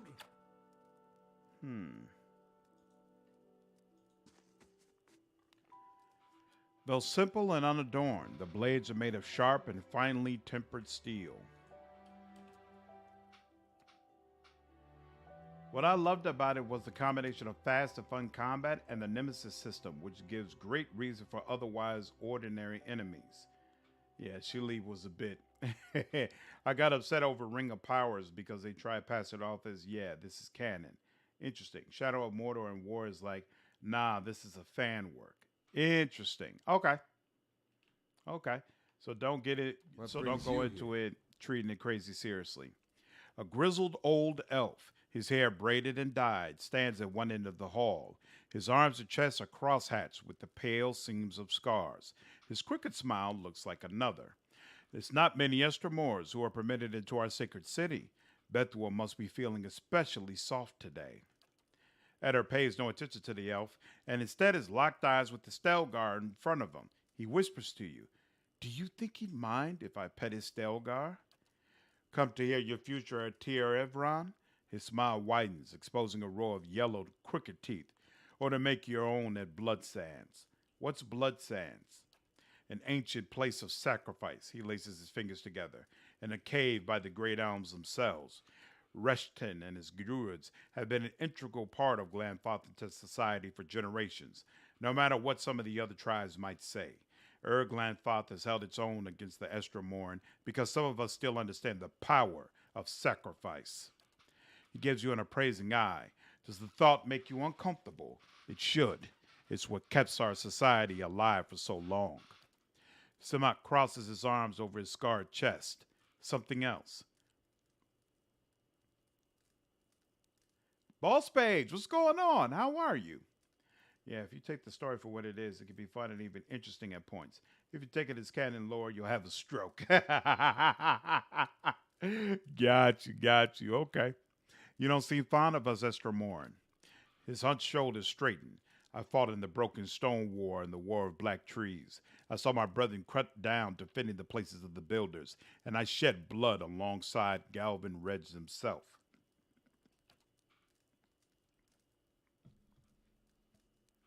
He coughs.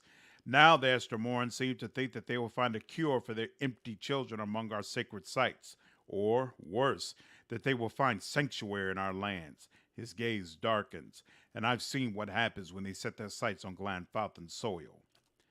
They're desperate. The best of them want to find a cure. The worst are looking for an excuse to plunder. Isn't there room for you both? He snorts. In 200 years, Defiance Bay and New Homer have outgrown their own crooked cobblestones. They rupture and reek like bloated corpses. No. Inviting them into our lands would be the end of us.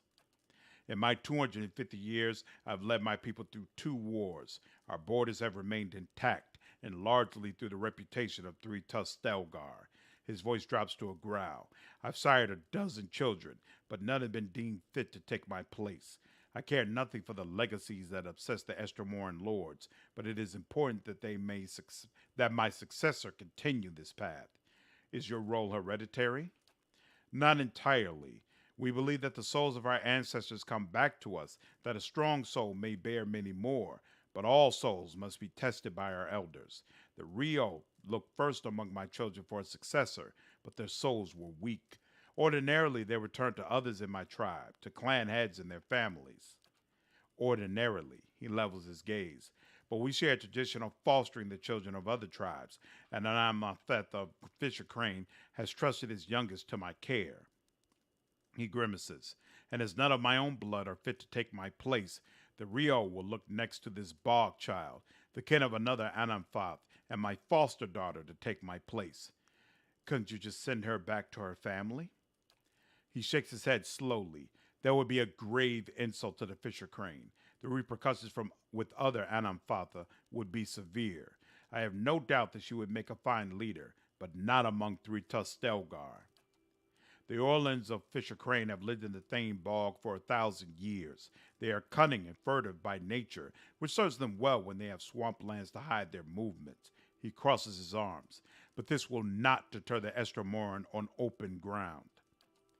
I wouldn't be so sure. There's greater fear in the unseen enemy. He points at the warriors gathered near the fire.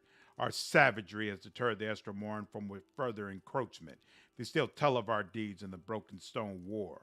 But if a child of Fisher Crane leads our tribe, we will lose the boldness, and the Estramoran will lose their fear of us. The child will be influenced by the souls of her ancestors. In times of crisis, she will look to her kin in Thane Bog for guidance. No matter what I might try to teach her, it will not be enough. He considers you. There is a way you could help, if you have the stomach for it, but I think it would suit someone of your inclinations. Go on. This Orlan girl has the soul of a leader. If it were passed to one of my own offspring, our tribe would remain strong. The Stelgar at Simak's side scratches his massive head on the Anamoth's leg. He remains steady on his feet. The Druids of Blood Sands have a way to do this, and they understand the importance of a strong line of succession for Three-Tusked Stelgar. Allah's eyes narrowed to slits. This sounds problematic. He gives you a key. There's a house in Southeast Hearthsong next to the river. The child will be asleep, and I've arranged for her to be unattended for a time. His voice becomes a quiet rumble. Take her and bring her to Keeper Wooddraw in Blood Sands. She knows what must be done. We should present you with the liquid essence. Bring it back to me. What will Keeper Wooddraw do with the child? His scarred face twists again. Have you seen the rituals of Blood Sands? She will sacrifice her. It is the only way to distill her essence. Allah's eyes bulge. Fie, I'd rather distill this old bone bag into a right fine paste. The Orland child? Go on. I don't see why you need me to do this. Because I cannot do it without attracting undue attention, he frowns. I don't relish passing my own burners on to another, but this will incite war between our tribes if I am caught. Yeah, if you take the story for what it is, can be fun. Oh, yeah, I read that. Okay, cool. How can you possibly expect to get away with this? Few know the girl is here, and one Orland babe will look much the same as the next, he shrugs. But let me worry about this. Tell me about the potion that you need from Wooddraw. Essence, bound is distilled into a liquid. It will have little immediate effect on me, but it will weave a stronger soul in my future issue. Remind me where I can find the child. She's staying in a house in Hearthsong. Follow past to the southeast side of the district until you reach the river. I won't do this. I do not relish the deed, but 2 centuries of leadership have taught me that all things bear a cost. He nods once. Consider it well, Esther Moore. I am not above rewarding those who are of service. What do you do here? An Anamfoth of 3 Tustelgar, I guide our tribe in all matters. He looks at the main room of the hut where others have gathered. I am in Twin Elms to confer with some of the other Anamfoth about the Onolfin, your Hollowborn. We only have such births here on occasion, but it has made us more vigilant about our neighbors. One Stelgar stretches, flexing its claws. Simic's eyes narrow. There are some of us who believe your Onolfin to be a punishment for the defilement of the builder's sites. Others say it's a plague carried by the Estremoran. People make it what they want it to be, and when it ends, if it ends, they'll make up reasons for that too. Tell me about the 3 Tustelgar, the boldest and fiercest of the 6 great tribes of Erglanfoth. It was we who first defended against the Estremoran, who came to shore 200 years ago. He raises his chin. We have always been the border tribe, and it has always fallen to us to hold the line against outsiders and invaders. Goodbye. Whew. Fetch the Orland child from my house? Yeah, no, we're not doing that. Lord.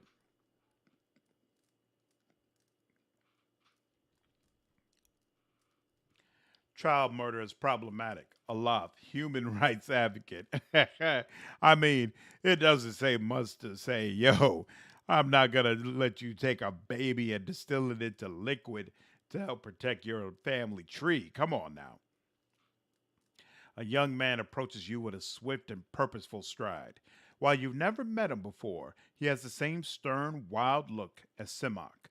He doesn't speak until he's right next to you. When he does, his voice is quiet. Wait, I saw you speaking with my father. What's this about? He glances back at the room with Simok. He asks you to sacrifice Vela, hasn't he? He grits his teeth. Maybe he's right about 3 Tustelgar growing weak, but if this is the price of strength, it isn't worth it. The tribes have survived this long because we've stuck together. A voice of reason. It's a wonder Simok didn't feed into his Stelgars. Do you have another idea? He frowns. There's an herbalist among the Ovites of the Golden Grove, Bleda, that's her name. They all gather southeast of here by the river. She could brew a poison. Simok wouldn't know the difference until it's too late. Why not just return this child to her birth parents? It's complicated. A child sent to be fostered by another tribe isn't allowed to return. Unfortunately, explaining that we're shielding her from my father would make matters much worse for both tribes. He tugs at a thin braid. You want me to murder your father? No, but it's better than allowing him to murder this child. There's an easier way to kill Samak, you know. His warriors will surround you in no time. Besides, it's simplest if this happens quietly. Let me guess. If Samak dies, you're next in line. It's not like that. The Rio has already determined that my soul isn't strong enough. Whoever follows my father, it won't be me. Fine, I'll poison your father. With another glance at Samak's chamber, he backs toward the door. Like I said, you'll find Bleda in the Golden Grove. Good luck.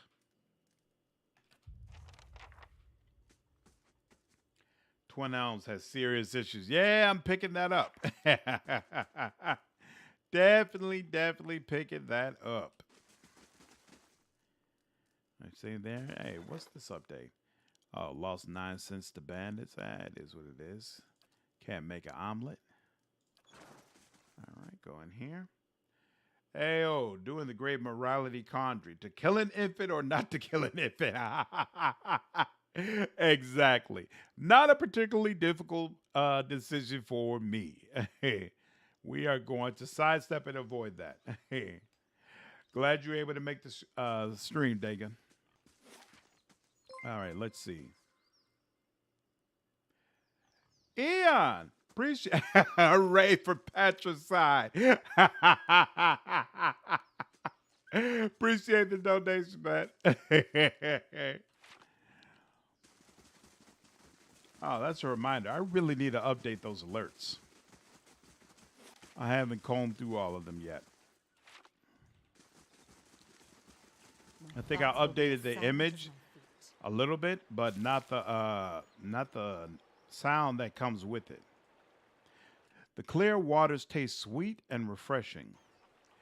I actually have an artist working on updating me with a theme template for all the streaming stuff, but it's taken a really long time, and I can't say I'm completely happy with it yet. You have stayed true to our cause, Inquisitor, when so many others have not. For every heretic we confess, for every betrayer that burns on our pyres, new sheep continue to flock to Iavara ex Incios. But not you.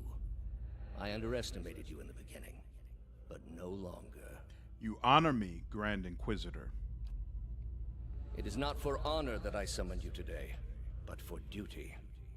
Too many of our own have confessed upon the wheel and the rack and the flame. Too many of our faithful have had their minds poisoned by the Kratom witch. The tide is against us now. Guess patricide is better than filicide. In this situation. Rarely, but in this situation. We have but one option. Iavara's following must see her exposed for what she is. She must confess her heresy before my court. How would we reach her? Not in Kratom, surely. Their lord has embraced her heathen faith and protects her with his army. But in Oceanus, things would be different.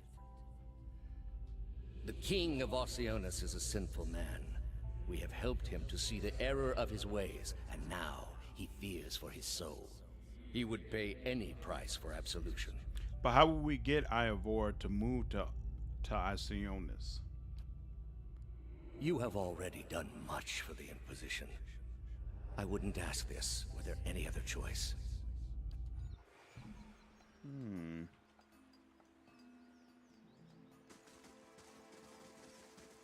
Slowly now. They shall see nothing while I Oh, see this is... much. Oh, the Ovates are already over here. Oh. For some reason, I thought I had to go to a different area to get to them. Oh, well.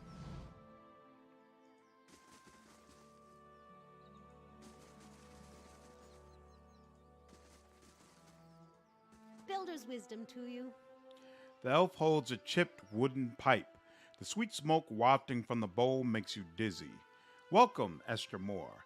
I've got herbs and potions for sale. Looking for something to ease your travels or something to make them more interesting? When she grins, you see her teeth and gums are stinging brown. White leaf. Nice way to spend an afternoon and the following night and most of the next day. I hear that you can make certain poisons. takes a deep draw on her pipe. Poisons. I only deal in tonics that heal and enlighten. She exhales a puff of smoke. Of course, many beneficial substances can be harmful while taken in great quantities, but that's just Werethal's way of keeping all things in balance. Really, what kind of substances? She leans against the winding tree trunk and ticks the items off on her fingers. Oh, there's plenty. Concentrated carogolan, undistilled spider venom, rotten blood moss extract, cave corral mixed with skein bone. Give me undistilled spider venom, please. She stops counting and scratches her head. What would you want with something like that? Well, my friend Stalgar is dying and he wants to ease the creature's passing. She frowns, her teeth clamped around the pipe. Poor thing. Here, take this. She gives you a vial filled with a dark fluid. It works slowly, but this will send him back to the cycle kindly enough. Just see that it doesn't get misplaced. Half that dose would kill an Amua. She taps ash from her pipe into the grass.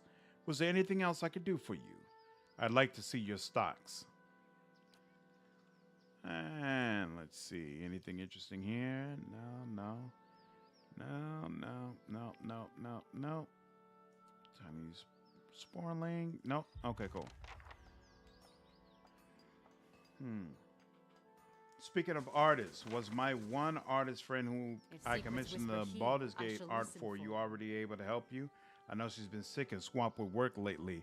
No, I haven't actually gotten a chance. Golden leaves flash and shine as they fall from the trees. I haven't gotten a chance to speak with her yet because I've been busy trying to figure out the redesign for the streaming part. So once I'm done with that, that's when I'll go back to looking at thumbnails, that's why I wanted to reach out to her about. There was a playthrough. When I finish my demon playthrough, I have a very, very specific thumbnail I want for the ending slides, and I want to go ahead and just get that commission. It's not going to be worth it. Those videos never do well in views, but just for me, in my mind personally, like I know what I want, and so I want to get this done. And so if I don't reach out to her for Demon, since Angel is my very last playthrough, I might get some artwork done for that as well, and so I might reach out to her for that one. Many blessings, traveler. Though his eyes are closed and his posture still, the man before you keeps his head aimed at you, as if carefully following your movements. Hail to you. May your time in the Golden Grove be enriching. I love Eddar's little quips. He has absolutely fantastic dialogue. Unfortunately, I feel like he's really in need of some more voice acting to flush everything out, but the dialogue is fantastic. I like how just about every town you visit has something horrible in it. Even the guys the nation is stealing land from are not states. Like my moral gray stuff. Absolutely. I'm on the exact same page. I like it when it's not clear cut good and evil. Like everybody's kind of out for themselves and you just have to make a decision about where you fit in. Sometimes it's nice when it's clear cut, like Mass Effect. A lot of times I think it's a lot more clear cut about, hey, these are the people you should side with. But I like games like this, Witcher, Dragon Age, where there's a whole lot of gray area in between. If you are in need of services, he says, his eyes still closed, speak with Bleda. She will see to your concerns. What can you tell me of the Golden Grove? We are naturalists, philosophers, herbalists, and teachers. The Ovates of the Golden Grove know that true wisdom comes from the study of the natural order. We endeavor to teach others to explore the world for themselves. Farewell. Okay. Wait a minute. Who's banging on the anvil? Where's that coming from?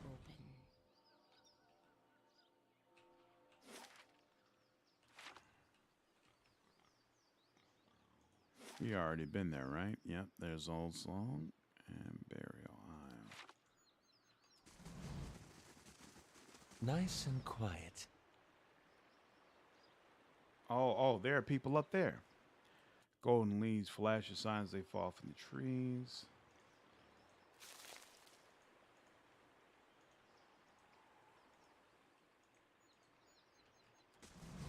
Let's go up here, obey guards. Welcome to the Golden Grove. An elf with placid green eyes nods in greeting. Welcome to the Golden Grove, traveler. Estromore?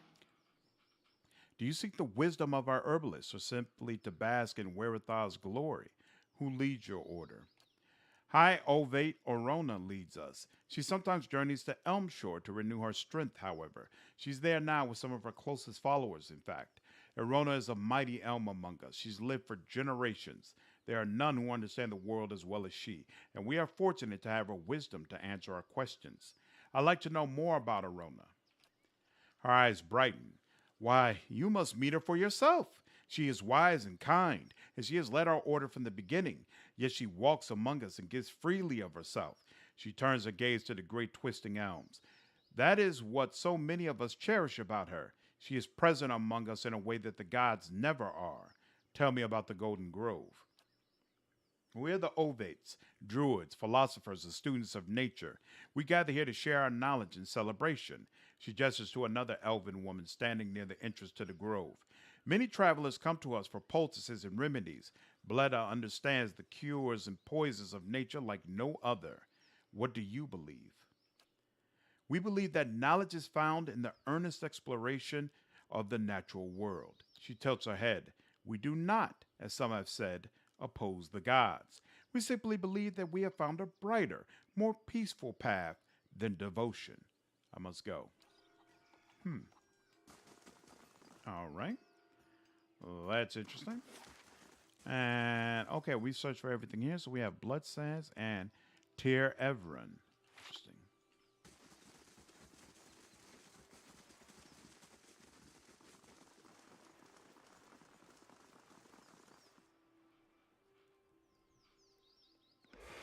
Click here to subscribe.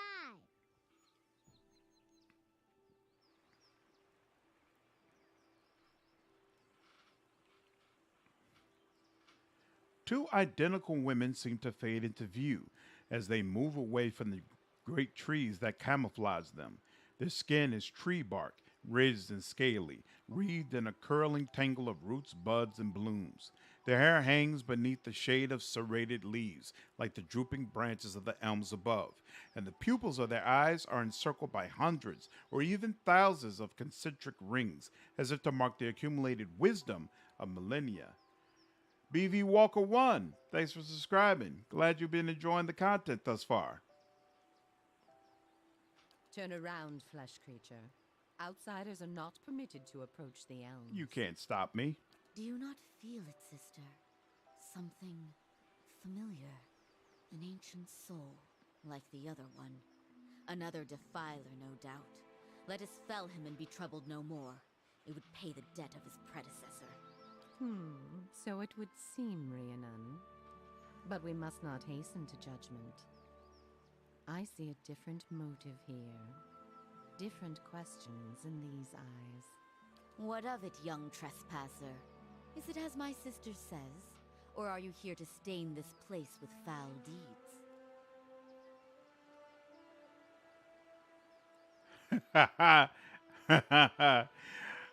I had forgotten my purpose in the presence of such legendary beauty. Have I begun hallucinating in double? Wow. I seek a man who came through here. It sounds as though you have already met him. There, by his own admission, Sheetha. Really, sister? And you wonder why your leaves begin to fall out before midsummer. Clearly that man did not want to be followed. Whatever the relationship here, I suspect it is anything but cordial. She turns back to face you. The answer is yes, old one. We crossed paths with Theos not long ago, and we can tell you where he went. But I find it curious that anyone would seek him out. Suspicious, even. If we are to help you find him, we would know why. Stopping him might end Widewind's legacy. So that is the reason he passed this way. This is low, even for the Leaden Key. The issue I had with AC Odyssey Origins and AC Valhalla 2, it got rid of social stuff. It was also big, the world, but kind of empty. Agree with both parts, and I definitely miss the social stealth. I felt like that was a key part of the first games, and they've completely abandoned it. I love the idea of being able to have a target, get in, eliminate the target, and get out without anybody being the wiser. And I don't like the fact that they really went away from that. I say, I hope that will work out for you. Do know she generally doesn't feel comfortable to do real people if you were going for a self-insert type thing. But a video game character would be fine. If you do need a real person, i.e., I know another artist who could be able to help with that. Thanks. Nope. It will be all video game characters. So I would definitely reach out because I love that Baldur's Gate portrait that she did. And so I'm definitely going to want other things in the same style. What type of character do you prefer alignment wise for games like Wrath of the Righteous, just personally, ignoring gameplay and story? I mean, usually I play more of a good guy type of character, especially the first time I play a game. Like, usually I can't bring myself to be evil towards characters if it's my very first time meeting them. But I'm also the type of person who, even before I had a channel, I would play the same game 5 or 6 different times so I could see all the different sides of it.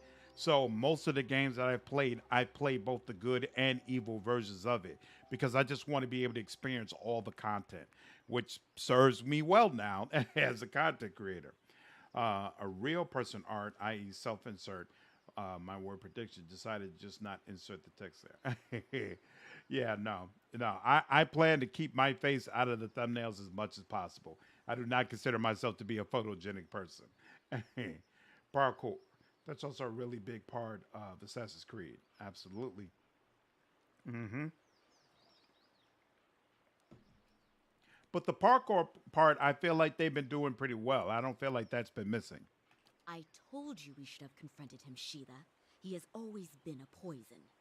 It would have been the last thing we ever did, sister. Who can be said to have ever gotten the better of Theos? Yes, but imagine how much fun it would have been. Can't you just picture him all strung up in vines like an angry little puppet? But that's not what this is really about, is it? You are bound to that man. I see it now. You are awakened.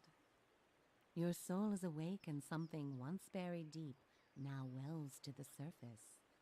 Past overwhelms present, closes in around you. Your time has nearly reached its end. I just need to get to Theos. I'm sorry to tell you this, but Theos cannot give you what you seek.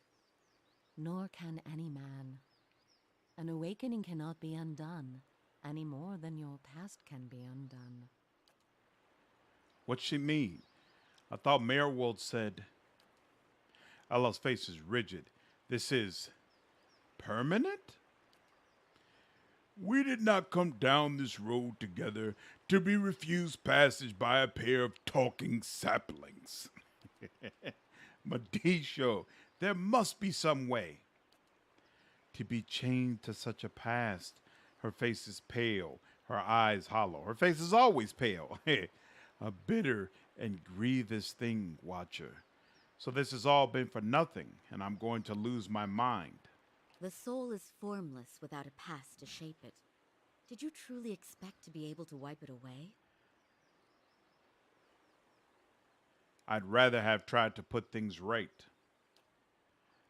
A noble thought, but for the lifetimes that separate you from your problems. However, as much as my sister speaks truly that there is no way back from an awakening, there may yet be a way forward. Would you agree, Shiva? I would. Were the way not so likely to end in death.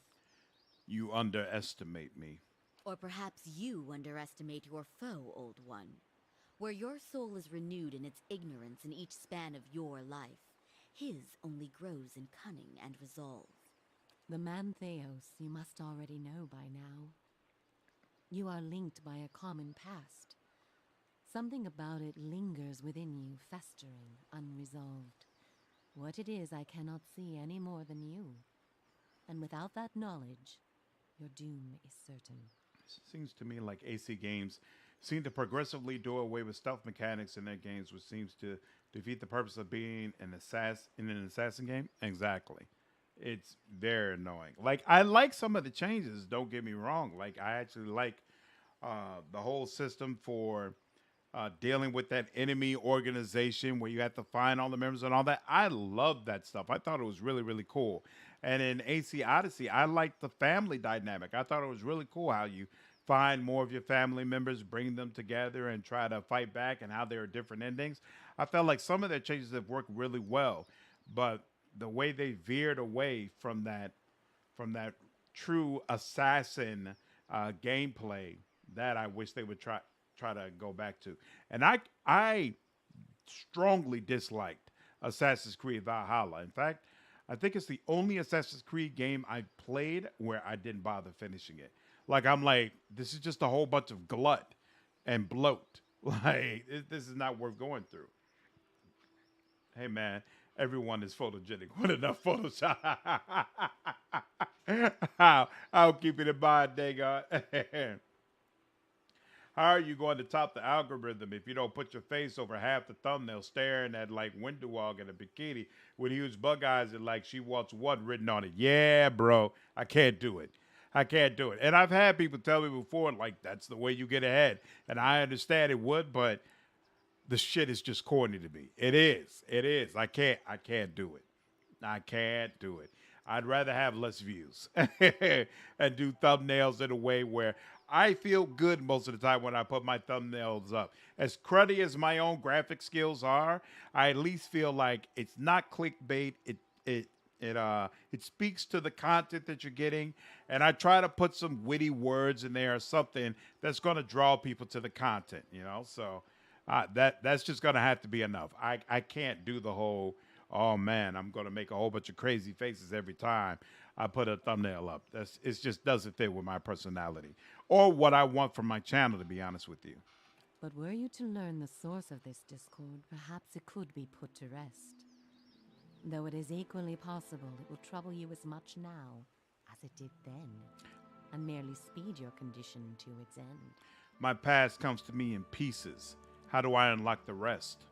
You might wait for it to come on its own, of course. But when it comes, it will replace your sanity's last breath. Such is the nature of your condition. How did ACV bring back social stealth? I don't remember that.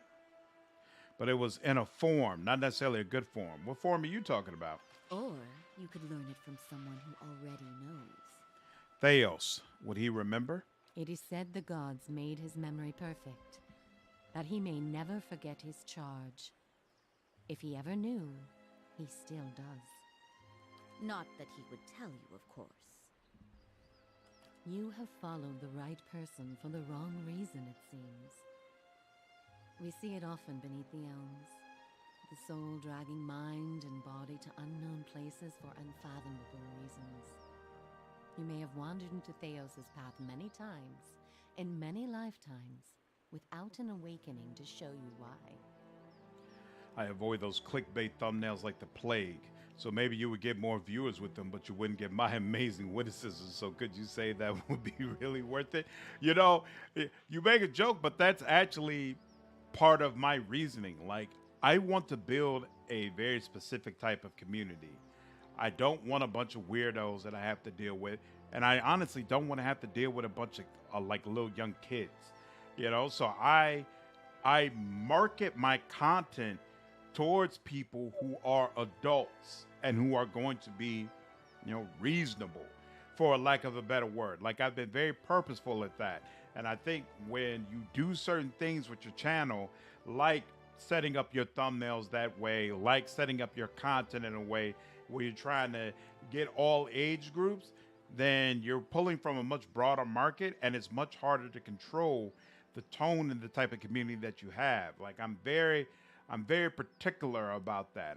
I really, really like the community that I've been able to grow thus far, and I want to build the same type of community, which I completely understand means I'm going to grow slower, but I'd rather grow slower and be surrounded by the type of people I want to be associated with than have this meteoric rise, but they end up having to talk with a bunch of people I don't want to talk with every time I do a live stream. The only thing that's certain is you did not find what you sought. You said you know where he went. He has gone down beneath the tower to a place older than we, where the people of Engwith once walked. He makes his way to the buried city, Sun and Shadow. May he stay down there and rot with the remains of his people. He may yet. He won't be returning the way he came, that much is certain. He opened a secret path in the tower's base, and saw it destroyed behind him through some vile means. Is there another way to get to him? We know of one. On the burial isle, through the court of the penitents, Braeth Yaman. A shortcut, in fact. Don't be cruel, sister. The way my sister speaks of is not for the faint of heart. A great pit at the center of a forgotten court, where faiths were judged in place of crimes. To most, it is simply a gateway to death. With the help of the gods, it can take you where you want to go. Windwalk epic prank CW Ditch.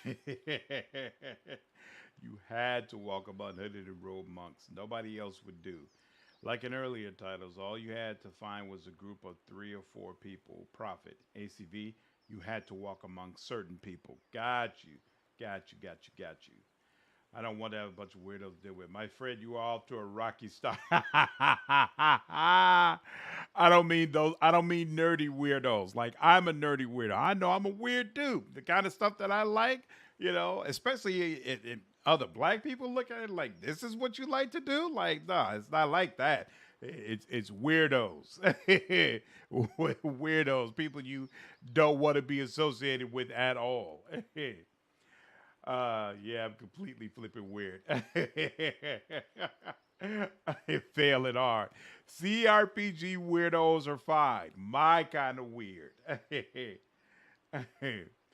I am very behind the slow roll approach. Absolutely. Appreciate it, Keith. What do you mean with the help of the gods? The pit is said to have been a means of judgment by the gods. Those cast into it are meant to die.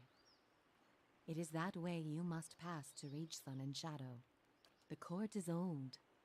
We do not know much for certain, but it would seem only the gods themselves can grant passage. What is this court? No more than a ruin now. It is older than we, a place for the trial of heretics. We were not here to witness it, but at one time there was a group that refused to acknowledge the gods. Neither the first nor the last, of course, but these were numerous and all put on trial for it. Those who did not repent were cast into the pit and imprisoned below. Argo, thank you for the donation, man. I appreciate it. I strongly respect you and your idea and goal for your community. I hope you continue to grow it how you want and not deal with bad people or bots. Me too, man. Me too.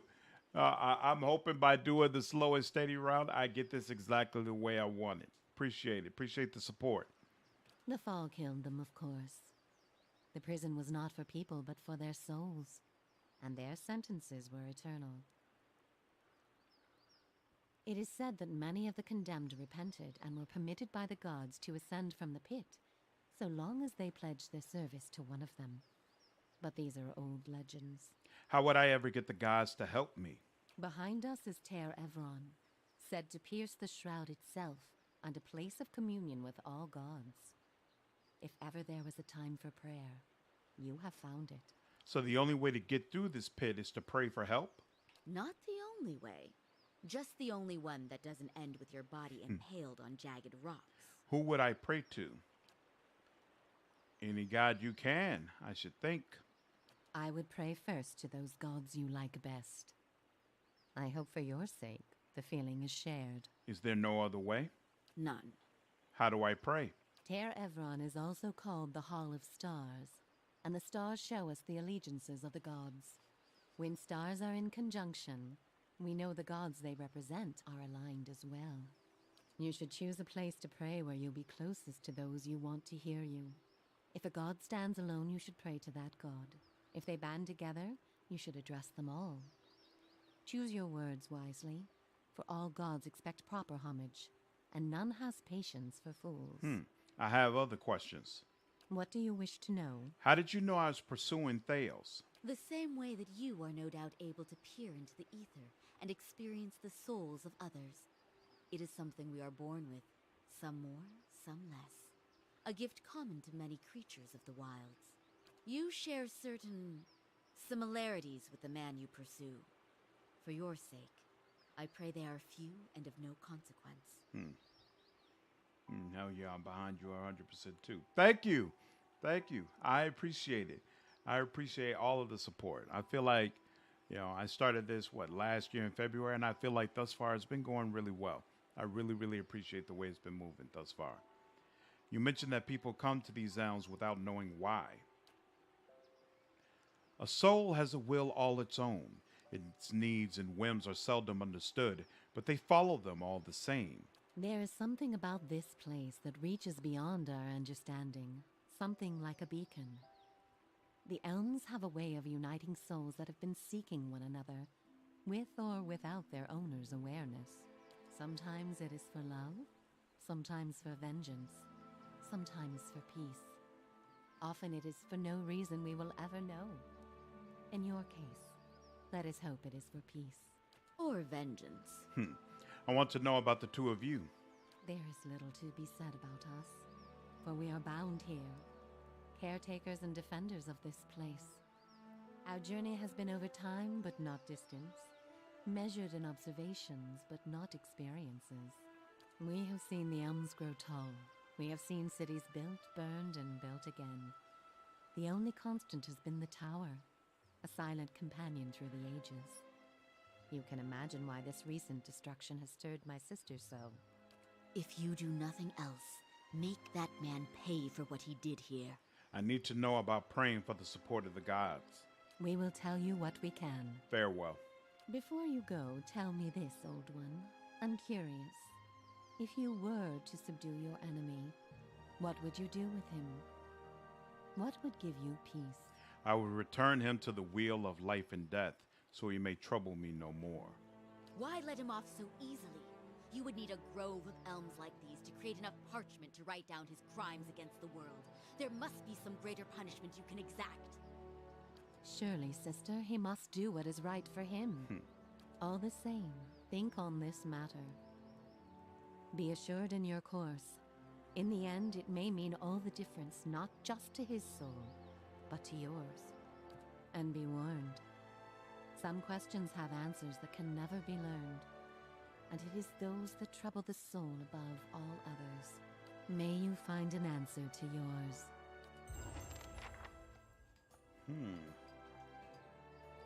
Who is doing that anvil hammering? I feel like there's a store somewhere that I must be missing. Did they break or change how mounts work in Wrath of the Righteous? Animal companions, rather. They didn't break how it originally worked, but I think, don't quote me on this, but I think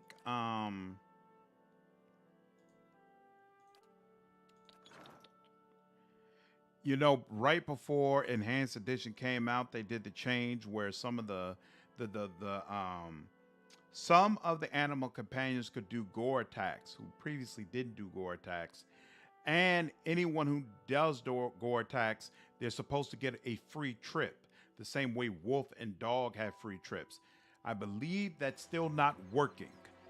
And so, some people are definitely irritated about that. The clear waters taste sweet and refreshing.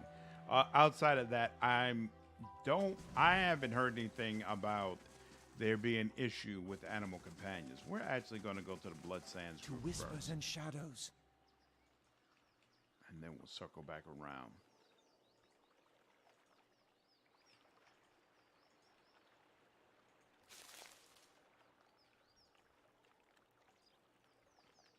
Supplicant. By the way, have you considered opening up the ability for YouTube channel membership so we could potentially support you more regularly? So, I've actually been waiting for 10,000 subscribers because a lot of people told me that's kind of a magic number. Once we hit 10,000 subscribers, that's when I'll probably put more monetization things in place on the channel. So my first priority is actually a merchandise to get some merchandise up because I really love the idea of being able to wear like my own shirts or have my own like pocket stop and stuff like that. And so I'm gonna get that, and you can have that stuff just sitting right there on the shelf in YouTube. So I'm definitely gonna get that set up, and then once I have that stuff, my next priority is to set up YouTube channel memberships. Definitely, that's something I want to do. You know, I've been hesitant on it. One, because I wanted to reach a certain amount of subscribers, but two, I honestly don't know how good it's going to be for me because, at least right now in my YouTube career, I don't feel comfortable putting anything behind a paywall. And I think to really, really get the most out of that type of stuff, you're supposed to say, okay, such and such a person puts up such and such an amount of money. And then because of that, they get things that everybody else who are regular folks on the channel don't have or don't get access to. That doesn't vibe well with me right now. Like, like that the Patreon model where you pay a monthly fee and then there's some videos that only they can see or some content they get. Right now, like that doesn't sit well with me. I feel like anything that I'm creating should be available to everybody. So I'm gonna unlock the ability for folks to do that. But at the end of the day, it'll just be a way for them to say, hey, I really like what you're doing. I'd like to support you. Not necessarily, hey, you get all these cool benefits and all this unique stuff that isn't available to everybody else. So that's the reason why you should buy into this. So I don't know whether or not that's actually going to work. And that's part of the reason, I guess, I haven't been in all that great a hurry to go ahead and get it started. The Ethic Null welcomes your presence, supplicants. Well, thank you. As is taken by force may sustain one, but as is given freely empowers many. Oh, he's a keeper. Interesting. And it seems like he's unique compared to the other people. Smoke curls up from these charred skeletons. The smell is nauseating. I have a tiger that's level 3, and I have a level 1 cavalier and a level 3 blood rider. It should be level 1, right? Or am I crazy?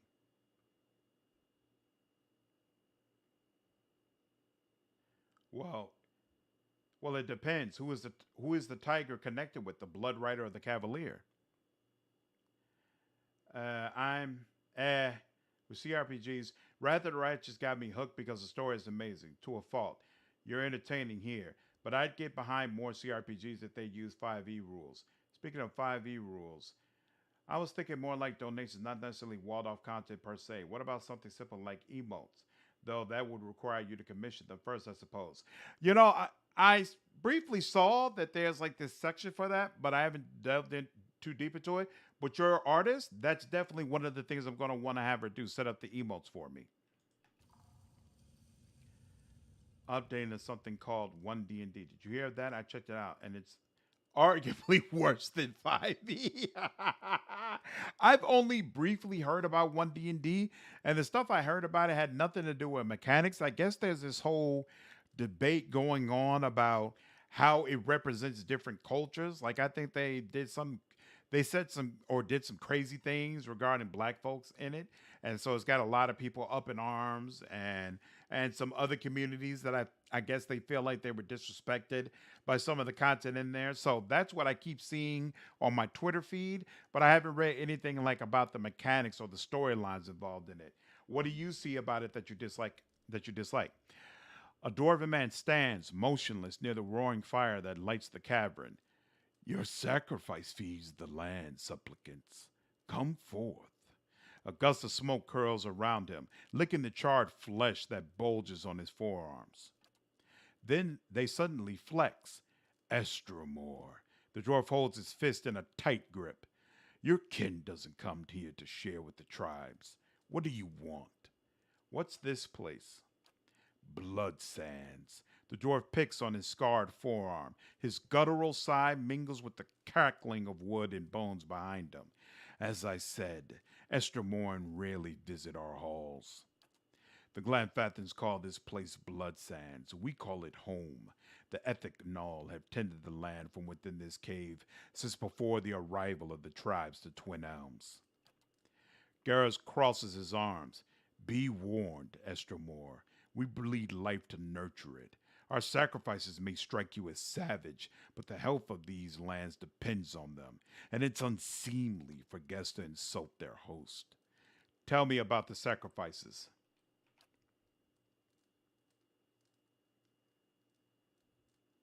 Yeah, I see what you're coming from. You might also think about doing those really niche games behind a membership if you do a paywall. Yeah, that's a thought. That's a thought. I don't feel insulted at all. It's a fictional world. I'm Native American, and there's definitely Native American-based cultures in D&D, but it's fictional. Hmm. I saw one D&D is a I saw one D&D is a big improvement, more content to work with that everyone has been asking for ages, and finally a 3D platform. I just absolutely hate what they did with backgrounds. Backgrounds in 5e gave you neat story things you can do, but now they're different in one D&D. She's a level 1 Cavalier, level 3 Bud Rider. Oh. You multi-classed her. Okay. But the Rider class doesn't get a mount to level 4, though it doesn't count class levels on classes like that until you hit 4 for mounts. So you have a Blood Rider that doesn't get a mount to level 4, and you're a level 1 Cavalier. So yeah, your mount should be level 1 then. That's interesting. Mount to level 4. But you hit until 4 for mounts. Are you base class Cavalier, or are you one of the subclasses? I haven't heard too much about one D&D other than some rules changes. What on earth did they change to be potentially insulting? That sounds like the opposite of where they're trying to go. I didn't read too deep into it yet. Yeah, because it's been years since I've had the opportunity to actually play tabletop D&D. I don't follow all that stuff as much as I used to, but yeah, I was definitely seeing that there was a lot of chatter about it. My thoughts exactly. Don't get me started how crazy the Genshin community on Twitter is about stuff as another example. People need to differentiate fiction from reality.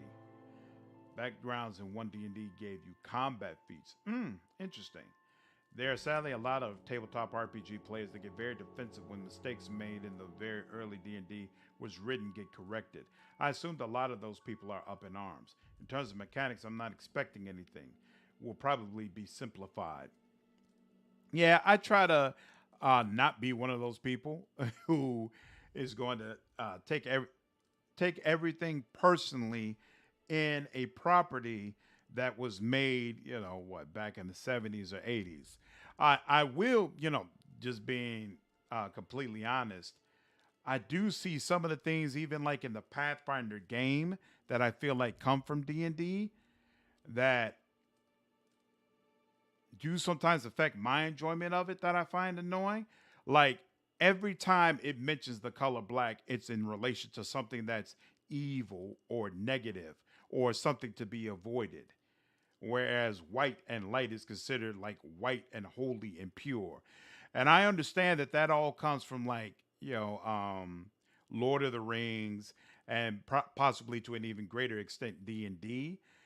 And so when I see it there, it doesn't bother me. But then to see it in Pathfinder, it does bother me because I'm like, y'all started work on this game like 3 years ago. So you kind of know that all this stuff, how it makes people feel and how it makes people react, and you put it in there anyway. So in that type of situation, it irritates me more. But like original D&D stuff, whatever. I just take what I can take and leave what doesn't work for me. Most of the mechanic changes I've heard about are things like you can't crit on skill checks and grappling uses athletics and stuff like that. Not you. Subclass. It's that class that lets you choose what mount you get because they changed the Blood Rider to horse. And I did some art I started before the change. Can't remember the class name. You talking about Beast Rider? I hate that they give you combat feats and not the cool story stuff you can do. Like in 5e, if you were a smuggler, you get hidey holes you can hide from people that are hunting you sprinkled here and there. Oh, that's really awesome. Nice. Blood Rider, Beast Rider, I guess. Yeah. Beast Rider sounds like it's this. So yeah, with Beast Rider, you get your pet right from level 1. But if you're only a level 1 Beast Rider, then your pet should only be level 1. Those other 3 levels that you get from the Blood Ranger should not count. So you should not have a level 4 pet. Probably a bug. Did they take away the story benefits? Pathfinder comes from D&D. So I thought the people who made Pathfinder, you know, that they kind of based it off D&D, but that they tried to make it something wholly unique. And Pathfinder came much later, right? Like I thought Pathfinder came out like during the 90s or something like that. Taking away historian benefits, backgrounds, or just add combat feats on top of it. Seems really weird they take out one of the better RP mechanics they added. I understand what you're saying. That's kind of what I'm hoping for. It's flipped on head stuff. I mean, there is chaotic good undead now. Pathfinder started as adventure modules for 3.5 D&D in their own universe. Still no excuse though. Hey, what's going on, Dale? Glad you're able to make the stream. Interesting. So I didn't know that Pathfinder actually started within D&D. I thought people broke off and basically created it as its own thing. So that's interesting to note. Does it count as cheating if the game is cheating itself? It's not cheating because there's no way for you to avoid it. The devs, I'm sure, will patch that sooner or later. Just don't get used to having an overly level pet. Through the sacrificial rites, we offer supplicants the honor of giving their most precious gift back to their brethren, back to the land. The dwarf lifts his fist, thick and mottled by red scars. The blood gives us strength. Even the Glanfathers have come to depend on the blood paint. They brim with power before battle, all thanks to the sacrifices of their kin. Tell me about the ethnic Gnaw. Our order has thrived for generations. Before we came to Twin Elms, our rights fed the lands of the eastern mountains. Now we share blood for Erglanfath. Garrus opens his palms. Strikes of red skin run through them like flames. To everything that must end, our sacrifices bring a new beginning. He looks up. We sustain what's to come. Goodbye. Remember, Estermore, you're a guest in these halls. Respect our ways and we'll tolerate your presence among us. Alrighty. Yeah, Pathfinder was a big group that split away and did their own thing as I understand it. Got you. My situation with that stuff is kind of interesting. When I was getting into tabletop games initially, I was on 4chan a lot. So I was exposed to a lot of really racist opinions about this stuff. So even though I'm a white guy, the tabletop games culture war on 4chan makes me very invested in fixing a lot of the problems and old lore of these games. I've seen the way it influences people. Oof. 4chan's a really rough place to get into anything. I keep hearing about 4chan, but I've never actually been on their site. So is it true that it's just like this really hyper racist place where a lot of folks who like hate other cultures kind of come to congregate? I think it officially became its own thing when D&D went to 4th edition. I don't know about the modules. That's even in the playing field. Well, I'm still taking the boon fee. Oh, okay, cool. So then you'll be good regardless. Like if you're a noble, you get to use your noble name to get yourself out of minor trouble and sort of bully, persuade common folk into giving you a free spot to stay. That's awesome. I watched the one announcement and decided it would not work for me. It is not going to replace the main game, so it's not important. It's a 5e thing. True, Moss. Also, all my life, you went into the deep end. I'm getting more annoyed with people being overly sensitive right now with races. I have never thought orcs represented black people in a D&D game. Neither did I. There's no greater honor than dying for one's tribe. If some fell in battle, how is this different? Is it stealing? Yeah, it's stealing. And they're right there, so. I'll see what I can find. Hey, we can take this though. Ooh, and there was a gem in there. Whoa, whoa, whoa. Oh, they got a cave system for real.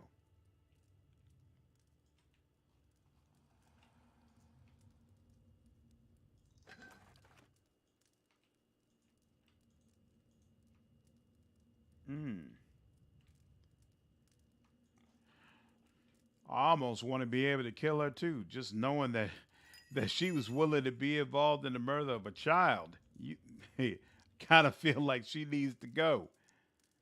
But whatever. I think they're not going to give me that option. Since when was orcs representing a real people of any race a thing? I always thought they were just, you know, a fantasy race.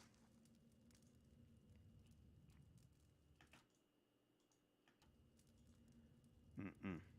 It didn't used to be so bad, but it got worse and worse over time as people not welcome in other communities found refuge and anonymity. Interesting. I shall be discreet. Whoa. You got elementals just running around, bro? Oh, wait. What am I doing? I wonder if, even though we aren't doing this quest, if she has another quest for us. Estromore. The elderly dwarf blinks at you, not quite looking at you. Her eyes are pale and clouded with cataracts. Welcome to Blood Sands. It is rare that an Estromore sets foot in these caverns. Her sightless eyes fix on you as she tilts her head. What brings you here, I wonder? What do you do here?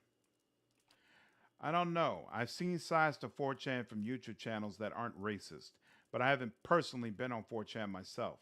I will hold all opinions until I get there myself. Sides from 4chan from YouTube channels. Got you.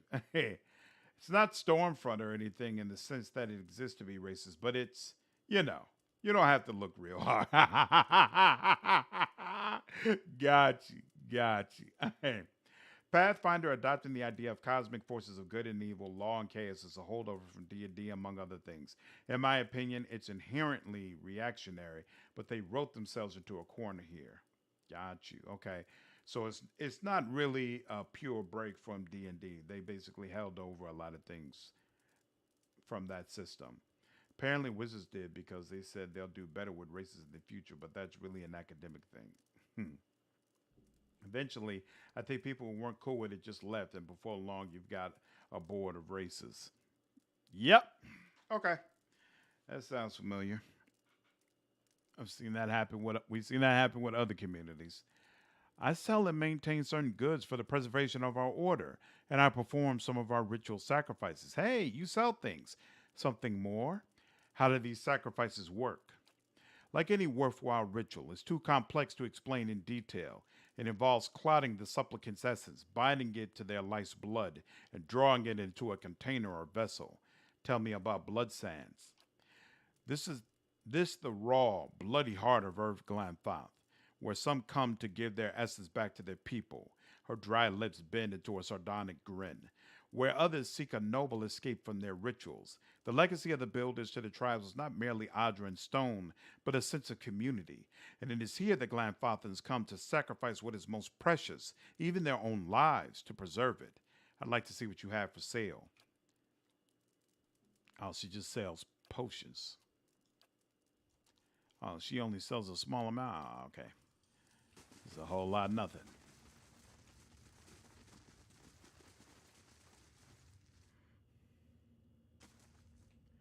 Chan is kind of filled with uber trolls, so I think people take them too seriously.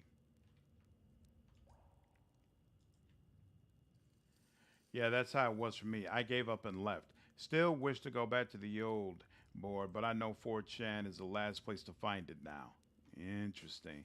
That's gotta hurt when originally it was something that you could get a lot of enjoyment from and felt like it was a great place for you to be able to share your thoughts, and then come to find out it's been completely corrupted by people who could care less about the culture. The bravest sons and daughters fall not by the swords of Estromorn, but by the daggers of their brethren. That has got to be very frustrating. And okay, yep, that whole area is taken care of. Supplicant.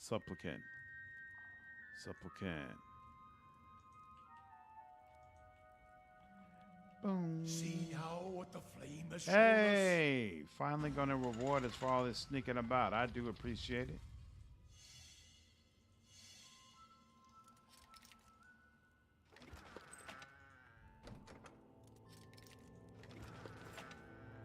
Excellent.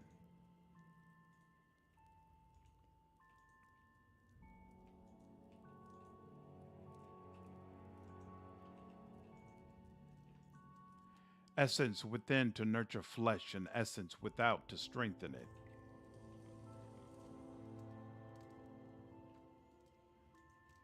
Wow. Do people actually jump in that thing? The heat emanating from this pool threatens to singe the flesh off your face. Not cool. Not cool at all.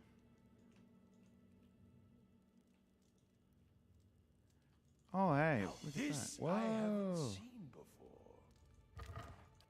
Excellent. A simple test. That's settled. Come on.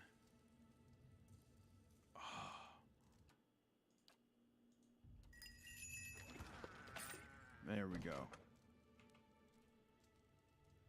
Trying to write a letter towards Certainly. a community leader, Ayatollah, that sounds both polite and threatening. The polite people that can manage to both smile, talk like a gentleman, and threaten. Threaten someone are truly Certainly. difficult. So wait, if it's a text-based game, you actually write the text?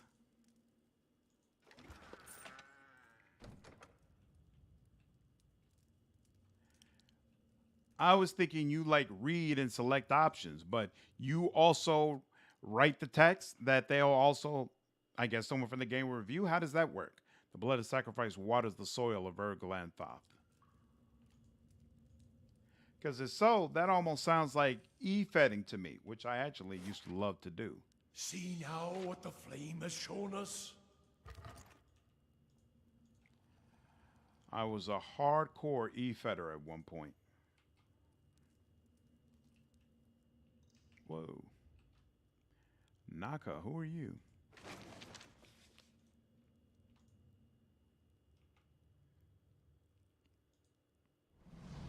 The petitioner before you is swaddled in loose-fitting robes. Her hair is greasy and matted.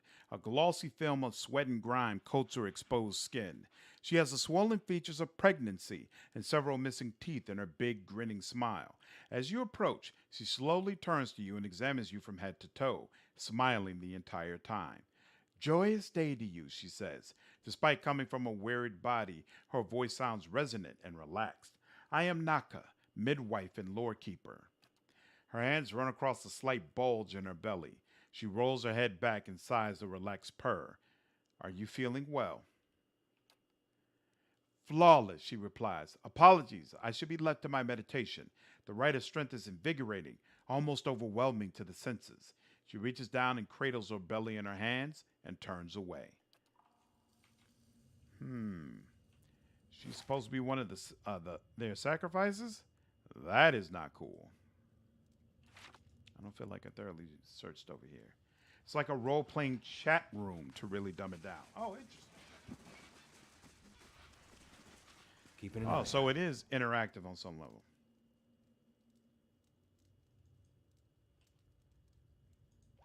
Sure, no problem. S is within to nurture flesh, and S is without to strengthen it. Is my mic too low for anyone else? Do I need to raise the volume on it? I lower the volume on my mic so that it doesn't pick up as many sounds when I am recording videos. But if that's negatively impacting the streaming experience, that's something I probably want to know. As your blood flows, so shall your essence. Your life's energy shall feed the soil, and your soul's energy shall enrich the community. This is by your own choosing, supplicant? Yes. Thel's voice is high, but even. By the way, how much longer are you planning to stream tonight? I'm going to finish searching this little area, which I assume will take another 10 minutes. And then we're going to go into the place where the gods are. And then once I enter there, that's the end of the stream. I'll figure out, I think there's a whole puzzle you have to solve in order to get the guys to help you. So I'm gonna do that when I'm fully awake. I get it, you're pregnant. Stop rubbing your belly and being smug. Honestly, know almost nothing about Pathfinder lore, so not sure how the world and races break down. I only know it from the video games. I don't know about tabletop. It does seem a bit low to me, but it's not bad per se. All right, I'm back. Did you respond to anything I said? Oh, I just acknowledged that. I asked other people if they have problems with the low mic. I'll up the volume on the mic a little bit before our next session, and we'll see if it works better for you. Volume seems fine for me, but it's fine to go louder. Okay, yeah, yeah. I'll up the volume on the mic a little bit more and see if that creates a better experience for you three. The dwarf grips a hatchet with both hands and raises it over his head. He throws his shoulder forward and swings the weapon into the elf's chest, connecting with a meaty thump. Blood gushes around the blade, and the sacrifice's screams rend the air. Olaf's lips curl with disgust. This is why I prefer the wand to the blade. I listen on an iPhone and it's fine. I feel like a compressor to regulate the volume would be nice to have, though. So that's what the Shure mic has, a little software program that you can use to try to. Is it a compressor that's on it? Let me look at it real quick, actually, so I can be sure I know what I'm talking about. What is that thing called? Boop, boop, boop, boop. It's the gain. I've turned down the mic gain to help to prevent it from picking up background sounds. So I'll turn up the mic gain a little bit after we get through and see if that helps. Despite his earlier agreement, the elf thrashes atop the stone table, his torso arcing while his arms and legs remain tied in place. Meanwhile, the dwarf spreads his arms wide and allows blood to splatter his robes. When the elf is finally silent and still, the dwarf pulls his hatchet from the body and wipes it on his hem. Woo!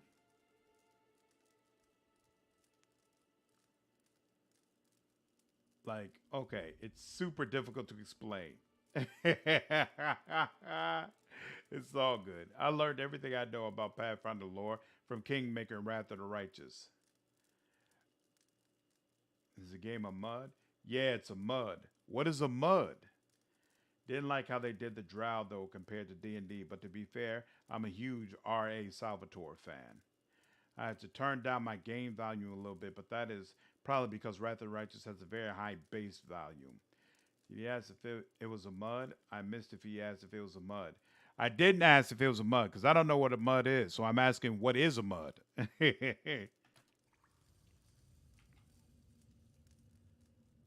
Let's see.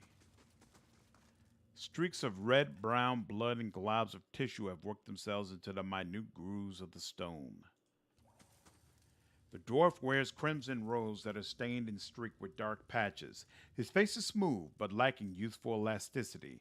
It's as if the lines and wrinkles have been formed and erased many times over. He watches you with eyes like two black pits as he wipes his hatchet on his robes.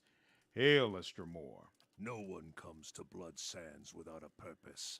What is yours? Who are you? I am the Archdruid of the Ethic Null. For centuries it has been my duty to guide our rituals and guard our knowledge. It is work that requires a certain resilience, but it is not without its benefits. Reshton's eerily smooth face is motionless as he watches you. You murdered a man right here. He lowers his head. Your simplistic morals do not apply here, Estremor. Murder does not enter into it. It was a sacrifice, and one willingly entered into. The survival of all things depends on balance. Give and take. The principle lies at the heart of all power. Expending something of value releases energy, energy that can be channeled by those who know how. He tilts his head toward you. All kith, whether or not they care to admit it, practice this. We take the yield of the land and the flesh of the beast to live, and we give our blood and sweat to propagate the things we desire.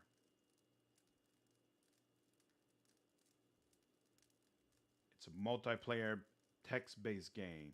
This particular one is Gothic horror, but a multi-user dungeon. Sorry, you might be better off Googling it. Gotcha. Merry Underground dinner plate. Goodness. Welcome to Slandered Gaming. Go in the chat for all of us too busy Googling to be here tonight. Nice. I'll look it up after we're through. I can see what you mean. Then you are wiser than most. There is much power in the world for those who have the will and the knowledge to tap into it. His black eyes dance. I invite you to explore our halls and speak with our supplicants. One can learn much by observing the sacrifices others are willing to make for a greater purpose. Perhaps you will even consider making a sacrifice of your own. He opens one hand towards you. The creases and nails are darkened and brown. Not all of our sacrifices are written in blood, but the most powerful are. Tell me more about the ethnic Knoll. We are a druidic order that has been in Twin Elms since Ingwithan times. Our founders came from the White March, seeking a place where we might practice our beliefs in peace, as it were. Unlike most of our Glanfathan brethren, we seek answers in the world around us rather than in the teachings of the gods. We believe that all life has power and that this power can be siphoned and conducted. We are not, as some suggest, madmen and murderers. All of our rituals are conducted with willing participants and through methods that have been tested and refined over centuries. He nods, his black eyes shining. This allows us to create the war paint for which we are respected, if not loved. What's war paint? A special, unigent, binding raw essence to the wearer. It grants incredible advantages in combat and has made us indispensable to the tribes. Whatever they say about our practices, almost all of them have made use of our war paint at some time or another. A slow smile spreads across his face. Fascinating indeed, how the most strident objections can be overcome by circumstances. I want to know more about your sacrifices. A guttural laugh rumbles from his throat. We merely believe that in giving up something of value, the energy from the sacrifice can be diverted elsewhere. It is not so different from what folk practice all over the world. If you want to turn the soil, sail a ship, or move a cart, you must expend energy. Evil guy's evil. He smooths his robes, but we're best known for our practice of kith sacrifice. This is the most potent form of sacrifice because it releases the most energy. We distill the essence of an entire soul into raw power that can strengthen the body, fortify the soul, and extend life. I'd like to buy war paint. I'm no merchant, Amua. Speak to Keeper Wardra. She's around here somewhere. How are you different from the Ovates of the Golden Grove? A dry laugh rasps from his voice. A dry laugh rasps from his throat. Golden Grove. I remember when Arona came up with that name. He gives you a darkly gleeful look. Used to be as green as the rest of the forest, you know. We're more similar than they'd like to admit. We both believe in achieving power without the double-edged aid of the gods. But their fantasy is pure creation, something from nothing. They blind themselves to the fact that all life, from the mightiest dragon to the slimmest blade of grass, requires death. And the greatest ends require the greatest sacrifice. An interesting thought. I'll have to ponder it further. A wise enough sentiment. That's all I want to know. Farewell. All right. I believe we've searched through everything. Let's go ahead and get out of here. And yet still not as messed up as half of 40K. Man, I can't wait to get into 40K lore. I keep hearing so much about how dark and grim and brutal it is. I'm really, really looking forward to getting a feel for it myself. I think I asked this before, but if I remember correctly, you don't mind your old handle being used like in chat. You're just not a fan of showing it off as a channel name, right? Yeah, I don't care. Yeah, it's fine. And honestly, I know that as I grow, more people are going to be looking at my older videos. They're going to see the logo and all the old stuff. So it's like I'm not hiding it, but I just don't want to make it easy for trolls or nefarious characters who might do some really crazy things. Like I see videos all the time of the larger streamers who get swatted and stuff and crazy stuff like that. Like that's the kind of stuff I really prefer to avoid. So I took my name off so it won't be so easy for people to do that kind of horrific stuff if they really want to.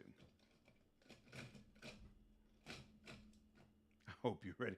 It's a wild ride that doesn't end. I am absolutely, absolutely, absolutely looking forward to it.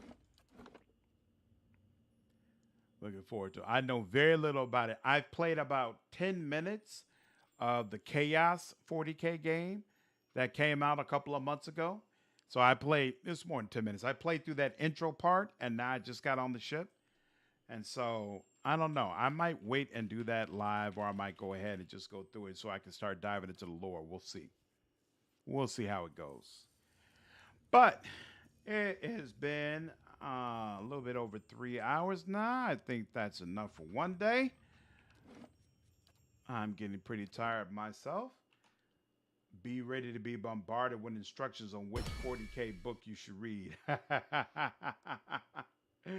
I'll be advising the Caiaphas Kane ones for sure. You know, I was thinking about when I get into the 40K stuff, since it seems like the books are such a big part of it, I might just start dedicating videos to it. I might start just like reading the books and then trying to do like reviews of it, or maybe I'll even do like videos where I just give you the storyline and talk through it. Like I think that might be interesting content to go through. But that's a thought for another day. For right now, I'm still working through Pathfinder content, and then of course I'll be making videos on Pillars of Eternity. So hope all of you enjoyed the stream. Hope you all had an absolutely fantastic time, and I will see you all next time. I might try to stream Friday night if I have enough time. We'll see. But regardless, I'll definitely be back by Monday evening. So until then, until we meet again, take care.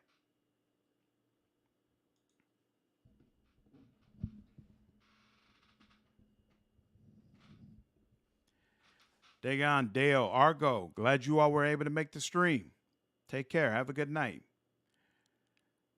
Seabird, yeah, I've enjoyed the little bit of time I spent with it already. It's definitely unique, so I'm looking forward to digging through the rest of it. Take care, Demas. Glad you were able to make the stream. Hey, you too, Seabird. Take care. Appreciate you all joining. Night 3.